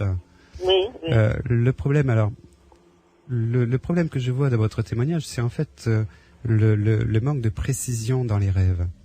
Oui. Alors, il y a plusieurs choses. Je sens que Pierre va être désagréable. Là, je sens que tu vas être désagréable. Du tout. Oui, mais c'est que je les ai pas notés. Je pensais pas du tout qu'un jour quelqu'un m'écouterait, quoi. Moi, je faisais mes rêves. Mais ça, c'est le lot généralement des gens qui font justement des rêves prémonitoires. On a du mal à investiguer, à documenter les cas après coup, et surtout des années après, par manque de notes, par manque de souvenirs, d'ambiance, etc. J'ai extrêmement peu remarqué parmi toutes les personnes que j'ai pu rencontrer qui disaient faire des rêves prémonitoires ou avoir des expériences psy d'ordre général. J'ai extrêmement peu rencontré de personnes qui tenaient vraiment un cahier où ils décrivaient au jour le jour ce qui leur arrivait. Et ça apporte énormément d'éléments aux gens qui veulent creuser ces cas-là. Ouais. Et si on pouvait conseiller aux gens comme vous qui vivez des phénomènes, des situations extraordinaires, c'est systématiquement de les consigner le plus tôt possible. Quand vous faites un rêve, qu'il vous marque au réveil, quand vous sentez au réveil que vous avez fait un rêve marquant, généralement ce sont des rêves forts. On garde un sentiment de réalité, un sentiment de réalité, oui, très très fort. Oui. Dès que vous avez ce ressenti, dès que vous vous dites ça peut être un rêve prémonitoire, consignez-le quelque part, aussi précisément que possible, et juste au moment du réveil. En plus, vous allez gagner en fiabilité sur le souvenir. Et après, on pourra comparer, confronter ce rêve à une réalité, à un événement réel. Ensuite. Ouais. Ça, c'est pour la méthode. Voilà. Oui, c'est vrai, il a raison, non, c'est vrai. Ma fille me l'avait dit quand je lui ai raconté un petit peu. Ma fille me dit, maman, mais consigne et tout ça sur un cahier, mais c'est vrai que, bon, Alors, dans votre témoignage aussi, on rencontre ce qu'on a rencontré d'ailleurs aussi dans le témoignage de Théophile tout à l'heure, c'est-à-dire ce sentiment d'impuissance principalement face à ce rêve. Oui, tout à fait. Ça, c'est général. Alors, bon, c'est toujours, ou plutôt, c'est jamais évident à dire ou à faire, de tenter de rester, de prendre de la distance malgré tout par rapport à ce rêve. Ce sentiment d'impuissance, il s'associe souvent à un sentiment de responsabilité. À moins que Renaud ne me contredise, dans la littérature parapsychologique, je ne me souviens pas de rêve qu'on aurait dit prémonitoire et qu'on aurait pu associer à la génération d'un événement catastrophique. Non, c'est justement ça. On ne fait rien dans son rêve finalement, on le perçoit. Voilà, on est receveur, on perçoit simplement. Voilà. Donc, ce sentiment de responsabilité va apparaître parce qu'il est naturel. Mais il faut arriver à s'en détacher, à se raisonner par rapport à lui, à se dire non, je n'ai fait que recevoir une information incomplète ou partielle et le fait de découvrir finalement qu'elle a une correspondance dans la réalité, ça ne veut pas dire que je l'ai générée. Voilà. Non, parce que vraiment ça arrive, je m'attends pas, quoi, disons. Ouais. Mais justement, Daniel, concernant la fréquence de ces rêves, là, vous nous dites que ça fait quelque temps que vous n'en avez plus fait. Non. Et précisément depuis la mort de votre père. Tout à fait. Depuis la mort de papa. Ça a une relation, à votre avis? Je sais pas. Je sais pas du tout. C'est vrai que... Parce que c'est vous qui nous l'avez dit, hein. C'est pas moi qui l'invente. Là, c'est vous qui avez dit. Non, c'est vrai. Depuis quelque temps, non, je rêve de plus rien du tout. Voilà. Faut dire aussi que peut-être que je suis un petit peu perturbée, je sais pas, mais non, je rêve plus de rien qui se passe dans le monde, plus rien. Ouais. Plus rien. Voilà. Comme si la source s'était tarie, quoi, en quelque sorte. Peut-être. Ouais. Peut-être, parce que c'est vrai qu'à force de garder ça en soi et que de ne pas pouvoir en parler, il n'y a qu'avec nous, quand j'ai entendu cette émission, je me suis dit, ça c'est génial, ça me concerne, ça c'est tout moi. Alors c'est pour ça que j'ai osé appeler pour essayer. Et là, je vous dis, je suis pas bien là, je tremble, je suis pas bien du tout, parce que c'est vrai, on peut peut-être sauver, pas l'humanité, mais sauver quelques vies, quoi. Oui, alors justement, quand on rêve de ça, quoi, de ces gens que... Personnellement, j'aimerais revenir sur cette notion d'utilité de ces rêves prémonitoires ou de cette sensation à votre réveil de tremblement de terre à venir. Chercher une utilité à ce genre d'événements, c'est extrêmement difficile parce que le ressenti est difficilement compréhensible. Je veux dire par là que le sens de l'événement n'est pas, la plupart du temps, difficile à cerner. Oui. Je veux prendre comme exemple marquant le cas que nous a raconté Yolande de Châtelet, qui est voyante sur Toulouse, qu'on a accueillie ici, et qui s'est, je veux dire, non, elle n'a pas découvert sa faculté de cette manière-là, mais disons qu'elle a eu un jour une voyance extrêmement forte, où elle disait qu'elle voyait une petite fille se noyer.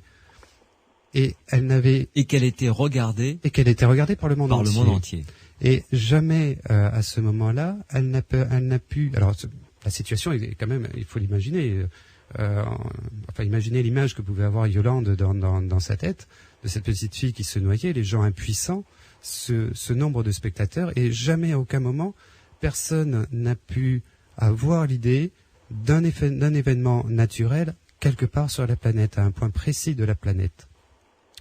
Donc, je cite cet événement pour dire qu'il est très difficile de trouver l'utilité dans le sens, je fais un rêve d'un tremblement de terre, Il faut aussi avoir le lieu, il faut aussi avoir le moment, et c'est pas toujours non plus évident de convaincre les gens qui pourraient effectivement apporter un secours, parce qu'on imagine d'ailleurs lors des grandes affaires judiciaires où on recherche en particulier un enfant indisparu, les policiers reçoivent énormément de courriers, énormément de témoignages de voyants, de radiesthésistes et tout ça. Sûr. Et il faut dire qu'ils n'en tiennent pas vraiment compte. C'est dommage. Le problème, c'est qu'il y en a d'abord beaucoup. Il faut les traiter. Il faut savoir les traiter. Dans ces beaucoup, je suis désolé, mais il y a beaucoup de charlatans. Oui, tout à fait, je suis d'accord avec vous. Vous voyez par exemple le cas de cette petite fille, on n'en parle plus guère, mais il y a toujours une association qui existe et qui est très active. Cette petite fille qui a disparu il y a quelques années, qui habitait aux alentours d'Agen, dans le Lot-et-Garonne. Je sais que la cellule de gendarmerie qui s'est occupée et travaillé avec acharnement pour retrouver cette petite fille a exploré quelques pistes qui leur ont été données comme ça par des radiesthésistes ou des voyants, mais sans trop de succès, sans succès du tout d'ailleurs, malheureusement. J'ai eu des échos justement de ce cas-là, et je crois savoir que les gendarmes se sont lassés d'explorer des pistes inefficaces. Et ce qui est humain, ce qui est tout à fait humain. Ce qui est humain. Malheureusement, ils peuvent passer à côté d'informations intéressantes si le phénomène-ci est présent chez la personne qui témoigne. Oui, mais là, justement. Comment convaincre si ce n'est en apportant de la précision?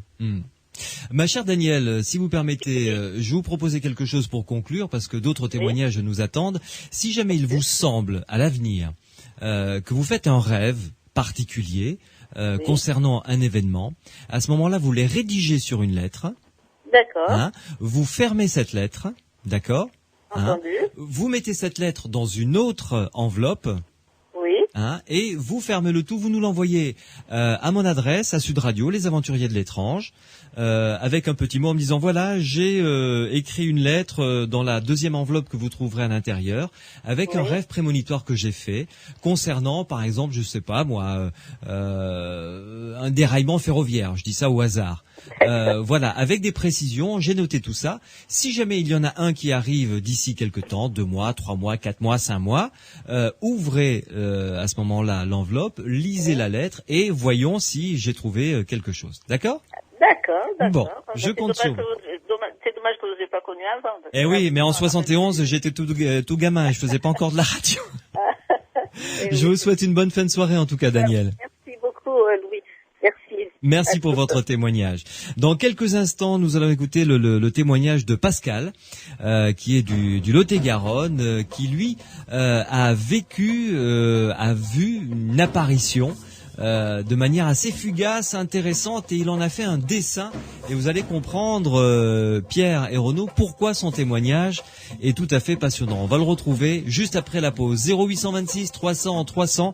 Continuez à nous appeler si vous avez vécu quelque chose qui est de l'ordre du paranormal, car même si vous ne pouvez pas passer ce soir à l'antenne, demain soir, l'émission est consacrée à vos témoignages, 22h30, minuit, juste après la soirée consacrée aux élections législatives. 22h30 minuit, donc demain, dimanche soir, consacré également à vos témoignages. À tout de suite.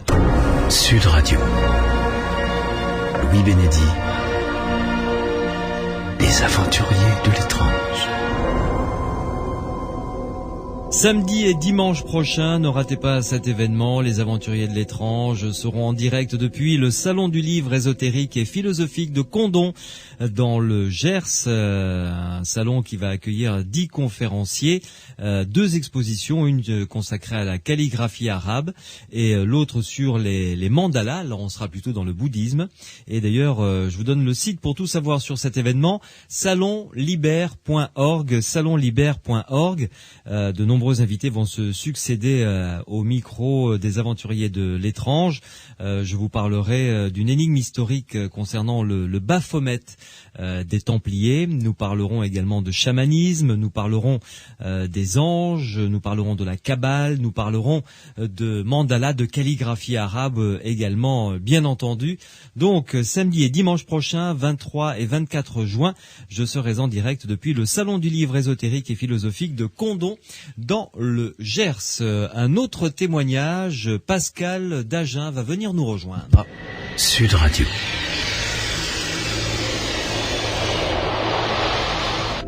Témoignage. Pascal, bonsoir. Oui, bonsoir. Merci de nous rejoindre, Pascal. Alors vous nous appelez parce que vous avez été témoin d'une apparition il y a quelques années maintenant, cette histoire. Non, il n'y a pas quelques années, il y a quelques mois. Oui. Ça a été aux alentours du mois de février-mars dernier, donc c'est très récent. Oui. J'habitais en Bretagne et j'ai rejoint ma compagne dans le Lot-et-Garonne, à côté d'Agen. Ouais. Et en attendant d'avoir donc notre logement, on habitait quelque temps chez sa maman. Et ça s'est produit 3 fois exactement. 3 fois le soir en allant me coucher à l'étage, en allant rejoindre ma compagne, j'avais une sensation d'avoir quelqu'un dans le dos. Ouais. Et je me retourne, mais bon, je voyais rien, quoi. Enfin, la première fois, j'ai pas fait attention, quoi. Et la deuxième fois, j'ai commencé à voir un truc, mais ultra fugace, quoi. Bon, alors je me suis dit, c'est l'ombre à travers les volets, c'est quelque chose comme ça. Et j'ai commencé à questionner un peu ma compagne en disant, cette maison, qui habitait là avant ta maman, machin, enfin, je me posais des questions, mais j'allais vraiment pas plus loin, quoi, parce que j'avais vraiment pas envie qu'on me prenne pour un fou furieux. Bah oui, évidemment. Et une troisième fois, mais toujours sous les coups de 11h, 11h30, et ça, je m'en souviens très bien, c'était un samedi. Je monte, il devait être, je vous dis, entre 11h et minuit. Et là, franchement, j'ai senti une présence dans mon dos. Je me suis retourné et j'ai vu, alors, je vais dire une forme, passer de la porte d'entrée et se glisser sous l'escalier, partir sous l'escalier, derrière le piano qu'a ma compagne. Et voilà. Mais là, j'ai réellement vu une forme. Je vais dire une forme. Ni plus ni moins. Ouais. Et le lendemain... Mais ça a été très fugace, cette forme. Je veux dire, ça a été... Ah ouais. Ça a été en quelques secondes, quoi. Enfin, on va dire 2-3 secondes, quoi. C'est passé. Oui, d'accord. Et sans plus, voilà. Et le lendemain, à table, à midi, bon, là, du coup, je questionne la maman un peu. Et puis, j'ose le dire, je dis, voilà, j'ai vu passer quelque chose dans mon dos hier, qui est passé de la porte d'entrée à sous l'escalier, une forme. Et là, d'un coup, ma compagne se lève, quitte la table, me dit, n'en dis pas plus, elle va chercher un papier, un crayon, pour moi, et un pour elle. Elle me dit, dessine cette forme. Et de mon côté, je dessine la forme.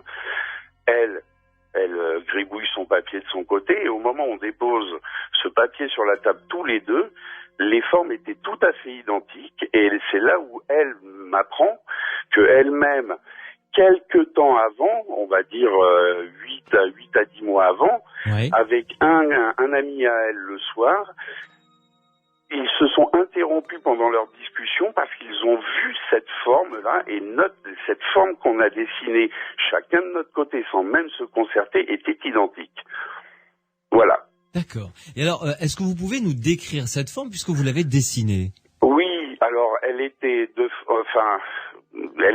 forme triangulaire, on va dire un grand triangle rectangle, grosso modo, à peu de choses près. Ouais. J'ai vu le haut plus que le bas, mais elle me paraissait triangulaire sur la partie supérieure, assez haute. Et voilà, quoi. C'était ni une ombre,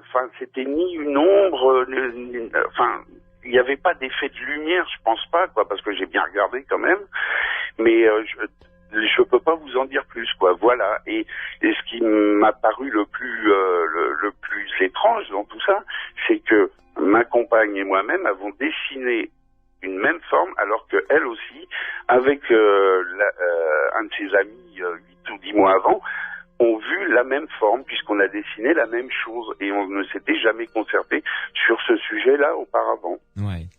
Là, vous nous avez parlé de votre compagne, mais sa mère, quelle fut sa réaction? Elle a eu très peur parce qu'elle a vu qu'on était très sérieux tous les deux quand on parlait de ça, qu'on s'est mis à parler de ça. Ouais. Et la réaction de ma belle-mère... Parce que c'est elle qui vit là-bas, finalement. Ah, c'est elle vit dans cette maison. Elle vit dans cette maison. Oui, d'où sa frayeur, je comprends. Enfin, alors, elle avait mis après un crucifix derrière le piano, enfin bon, enfin plein de choses comme ça. Ah, on se rassure comme on peut, c'est normal. Mais voilà, c'est ça. Alors moi, ça me faisait rire, mais c'est vrai que je ne sais pas ce que c'est. Ça paraît étrange, et donc apparemment, on a été trois personnes qui ne se connaissaient pas à l'époque, enfin hormis ma compagne et un de ses amis, avoir vu exactement la même chose, quoi. Puisque les formes étaient rigoureusement identiques. Ouais. Et vous êtes resté combien de temps chez votre belle-mère?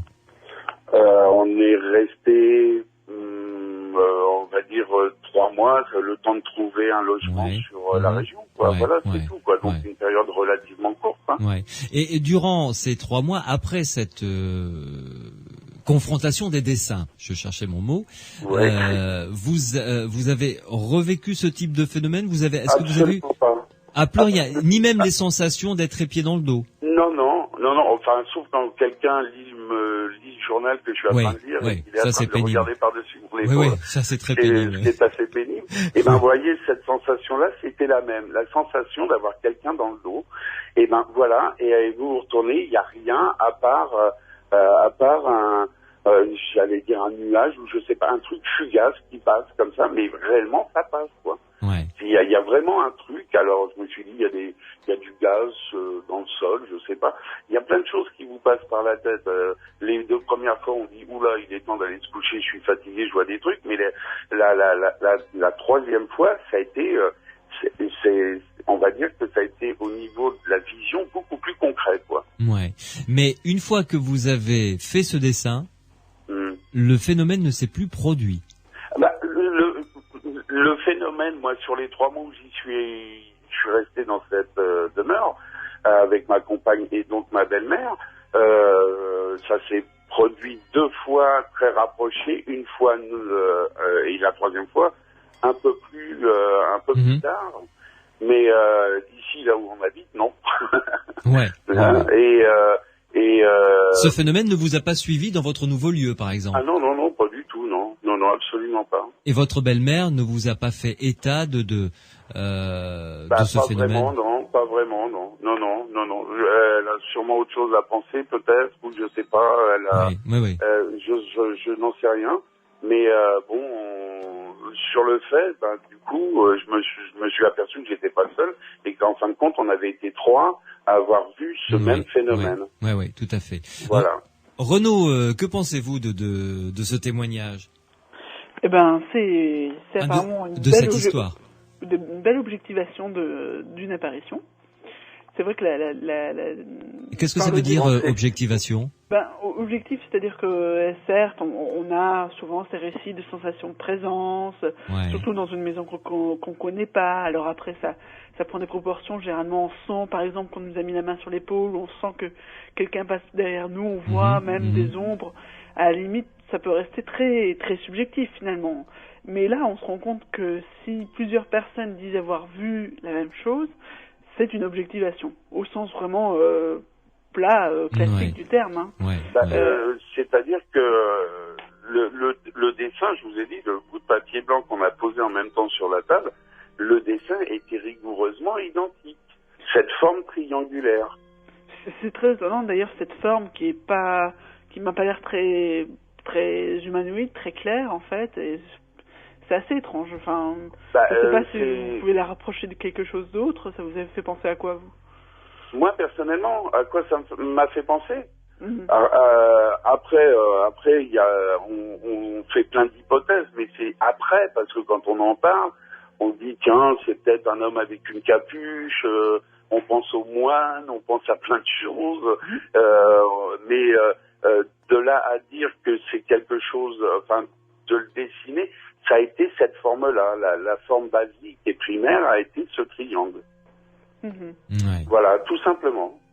Et donc, c'est vrai que maintenant, quand je rentre, quand on va faire un petit coucou à Jolie Maman,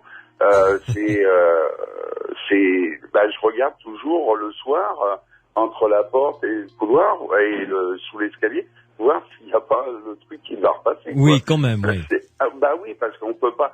C'est tellement étrange, enfin c'est tellement bizarre que on essaye de retrouver ce phénomène et se dire tiens, est-ce qu'on va le revoir une fois pour en être encore de nouveau encore un peu plus sûr. Oui, tout à fait. Tout simplement, alors moi je ne vais pas à la chasse aux sorcières ni à la chasse aux fantômes, mais bon, ça c'est cette sensation, je peux vous assurer elle était bien présente, quoi.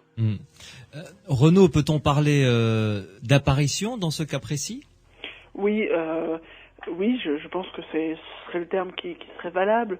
On a vraiment le contexte qui s'y prête, et puis c'est vrai que ce qui est intéressant, c'est que c'est pas gênant. Enfin, on a l'impression que ça fait déjà partie de la maison, quoi. Que c'est. Enfin, Jolie Maman, comme dit Pascal, a quand même mis un crucifix derrière le piano, quand même. Mais oui, mais c'est un geste d'accueil aussi. Enfin, je sais pas si c'est un geste d'accueil. Je suis pas persuadé non plus. Une sorte de va des rétro-satanas, mais j'en sais rien. Mais bon, le fait est que ce crucifix a été présent, parce que bon, vu que le piano est parti, le crucifix n'est plus là. Ou alors elle l'a bien caché, j'y ai pas fait attention, j'ai pas prêté plus que ça attention. Mais et puis j'ai cherché à savoir s'il n'y avait pas eu d'autres baptistes autrefois faites ici, qui avaient habité, parce que après, avec tout ce qu'on peut entendre, les recherches, les gens qui vous disent oui, quelqu'un est mort là, c'est peut-être elle revient parmi nous de temps en temps. Où il y a eu. Et ces recherches ont-elles donné des pistes intéressantes? Non, parce que j'ai questionné pas mal de gens autour, des amis, leur demandant est-ce que vous connaissiez les gens qui habitaient là avant. Alors ils les ont connus, mais qui sont restés que très peu de temps dans cette maison avant de la revendre, et ainsi de suite. Donc bon, voilà, quoi, ça s'est arrêté là, quoi, tout simplement. Mais ça donne envie de creuser, quoi, le sujet. Non, pas la maison, le sujet. Oui, parce que il y a des gens qui n'hésitent pas à creuser la maison, parce que quitte à chercher, pourquoi pas dans la cave. Mais il n'y a pas de cave. A priori, il n'y a pas de cave.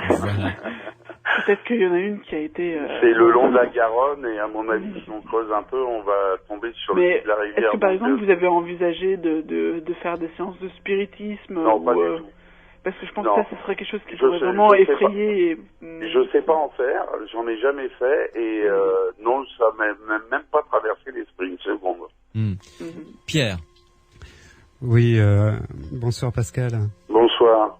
Je me demandais, en vous écoutant, si manifestement vous avez vu simplement une ombre. Est-ce que vous n'avez pas eu, vous avez recherché à qui ça pouvait correspondre du point de vue d'habitants précédents, de personnes qui auraient pu avoir une relation avec l'événement. Manifestement, bon, vous n'avez rien trouvé. C'est pas par hasard si je parle de moine, parce que vu la forme et donc je me suis, j'ai essayé de savoir s'il n'y avait pas eu un monastère autrefois ou des gens d'église qui avaient habité là, enfin plein de choses.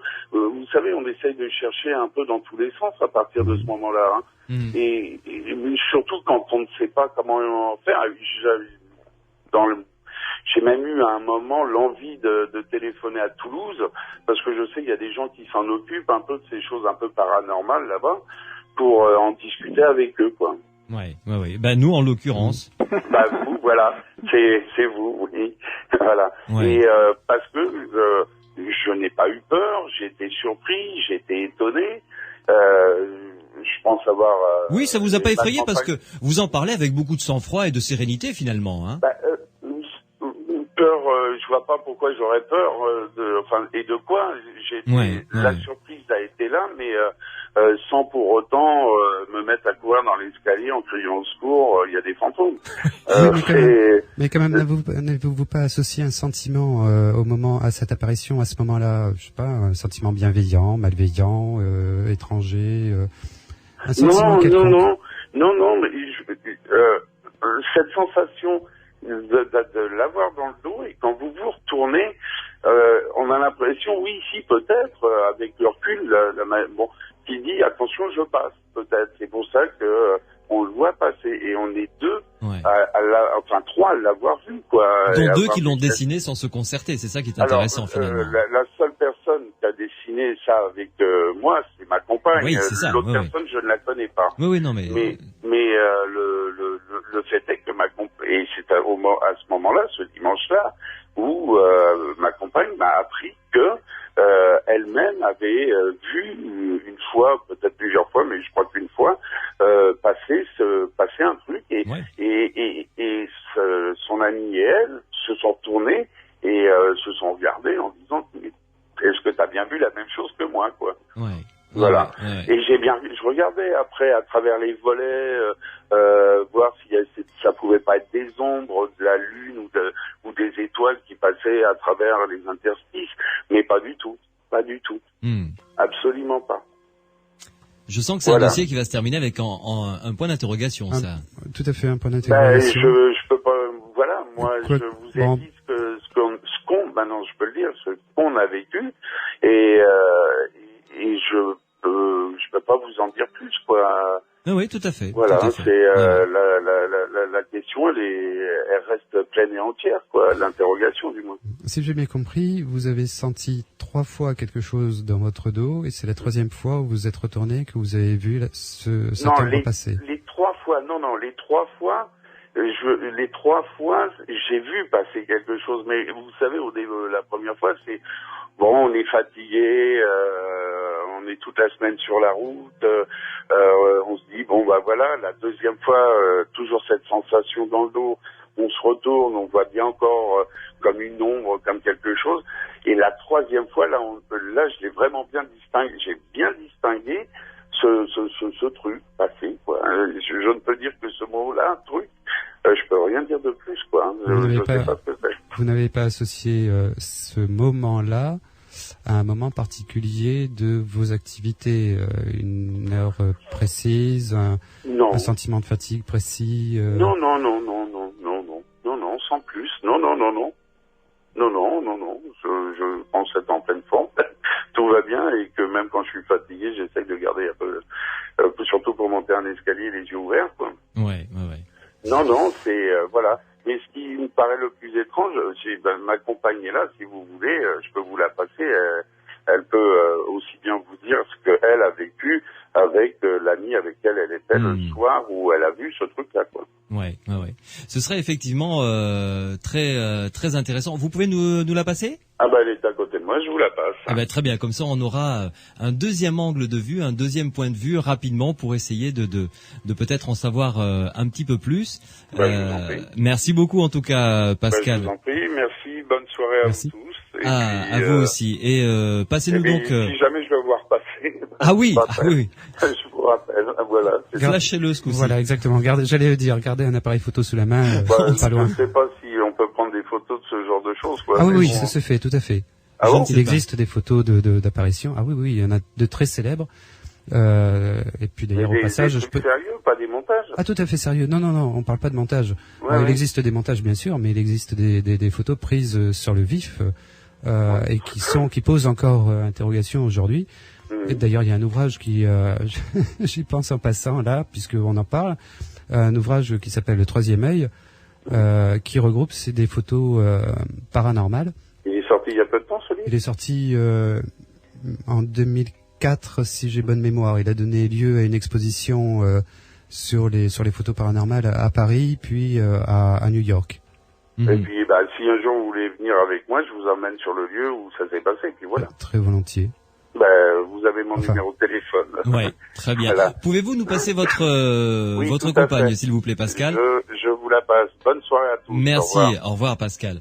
Comme ça, nous allons avoir un deuxième point de vue. Allô? Oui, bonsoir. Quel est votre prénom, je vous prie? Patricia. Bonsoir Patricia, bienvenue dans les Aventuriers de l'étrange sur Sud Radio. Alors, racontez-nous lorsque vous étiez avec un ami en train de discuter et vous avez vu cette apparition à tel point que vous vous êtes tous les deux en même temps arrêtés de discuter pour interloquer par ce que vous avez vu.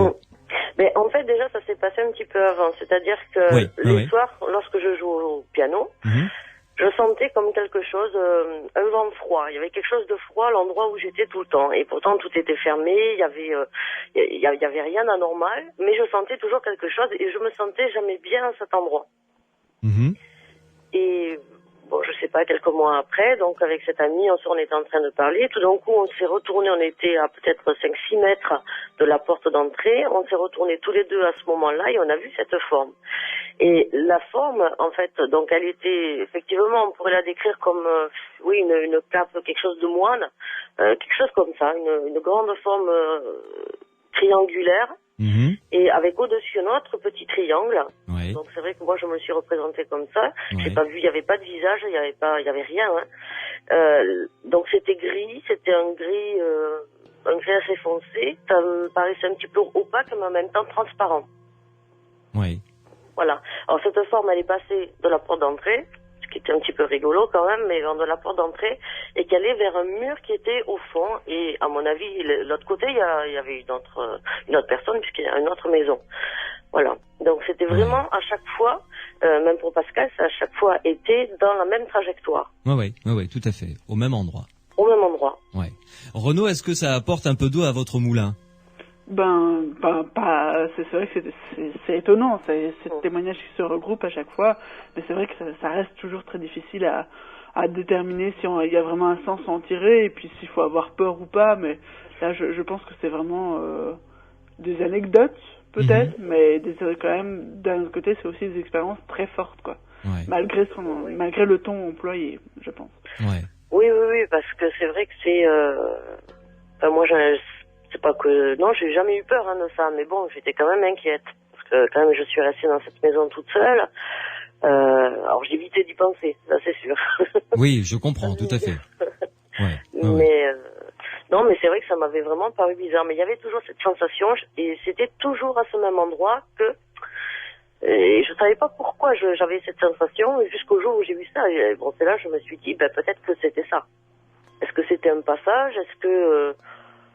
je sais pas, moi je lis pas des livres ésotériques ou autres, donc je me suis pas penchée là-dessus. Mais c'est vrai que lorsque j'en ai parlé à ma mère, moi, la première fois, elle a eu peur, parce que elle m'a dit, je vais vendre la maison. Mais alors, je sais pas, est-ce qu'il faut creuser plus loin? Est-ce qu'il faut se dire que bon, c'est des choses qu'on peut peut-être nous-mêmes finalement projeter à certains moments. Ça, je ne sais pas, mais c'est vrai que ce qui est bizarre, c'est que c'était quand même 3 personnes différentes qui se connaissaient pas, enfin du moins 2 d'entre elles qui se connaissaient pas. Et que c'était chaque fois la même forme. Vous savez, après tout, les Écossais et les Anglais vivent très bien avec ça. Oui, tout à fait. Eux, ça leur pose absolument aucun problème. On devrait faire un hôtel. Écoutez, ça vous ferait peut-être de la pub finalement. Exactement. Bon, écoutez, nous allons rester, ma chère Patricia, sur ce point d'interrogation, parce qu'il faut reconnaître que des fois, tout aussi spécialisés que nous soyons, on a nos limites et que on peut pas apporter des réponses à toutes les questions. Ce serait très bien. On aurait 3 prix Nobel dans cette émission, mais ça n'est pas le cas malheureusement. D'accord. Ou alors Renaud nous l'aurait caché, mais vous nous l'auriez dit, Renaud. Oui. Je pense. Merci beaucoup, Patricia. Je vous en prie. Je vous souhaite une excellente soirée et mes amitiés à Pascal. Remercie-le de nous avoir confié ce témoignage. 0826 300 300. Vous pouvez continuer à nous appeler puisque dimanche soir, donc demain soir, à partir de 22h30 jusqu'à minuit, l'émission sera consacrée à vos témoignages, toujours avec Renaud Évrard et Pierre Massias. Et vous pouvez également continuer à nous envoyer des SMS au 72 200. Vous tapez Sud sur votre portable, vous laissez un espace, vous rédigez votre texte et vous envoyez le tout au 71 200. On en a parlé en tout début d'émission. Nous allons faire un petit point d'actualité avant de se quitter sur cette triste nouvelle qui est, on vous l'annonce d'ailleurs en avant-première, la disparition de l'association belge qui s'appelle la SOBEPS, qui est une association phare dans le monde de l'ufologie qui a travaillé notamment sur la vague belge, la vague d'observation d'OVNI. À tout de suite. Sud Radio. L'actualité de l'étrange.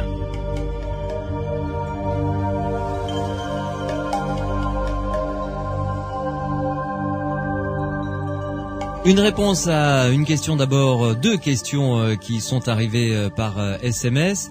Le SMS dit ceci: merci à tous pour la qualité humaine de vos rendez-vous, merci. Continuerez-vous cet été? Bonne soirée et bonne continuation. Eh bien oui, cher auditeur, je peux vous rassurer quant à la continuation. Ça se dit ça? La continuité? La continuité, c'est mieux, peut-être. C'est plus français, je parle. Enfin bref, on va continuer cet été, voilà. Je te laisse avec tes interrogations. Merci. Donc nous allons continuer cet été. On se retrouvera avec grand plaisir, en tout cas en ce qui nous concerne, et vous aussi, je le sais, tous les samedis et dimanches soirs, 22h, minuit. Pierre, je peux rajouter le SMS qui nous donne voilà, la préface justement. complète du livre. David, pouvez-vous nous donner la préface complète, le titre, j'imagine complet, du livre Le Troisième œil dont vous avez parlé, David, oui, alors, ce SMS. J'ai pas les références sous la main, mais le titre c'est bien Le Troisième œil. Oui. C'était édité aux éditions Gallimard. Et Le Troisième œil, voilà. Gallimard, sur Internet, 2004, moteur de recherche. Ça doit se trouver. On doit pouvoir le trouver sans aucun problème. Renaud Évrard, peut-être avez-vous en tête l'auteur de ce livre, Le Troisième œil, chez Gallimard?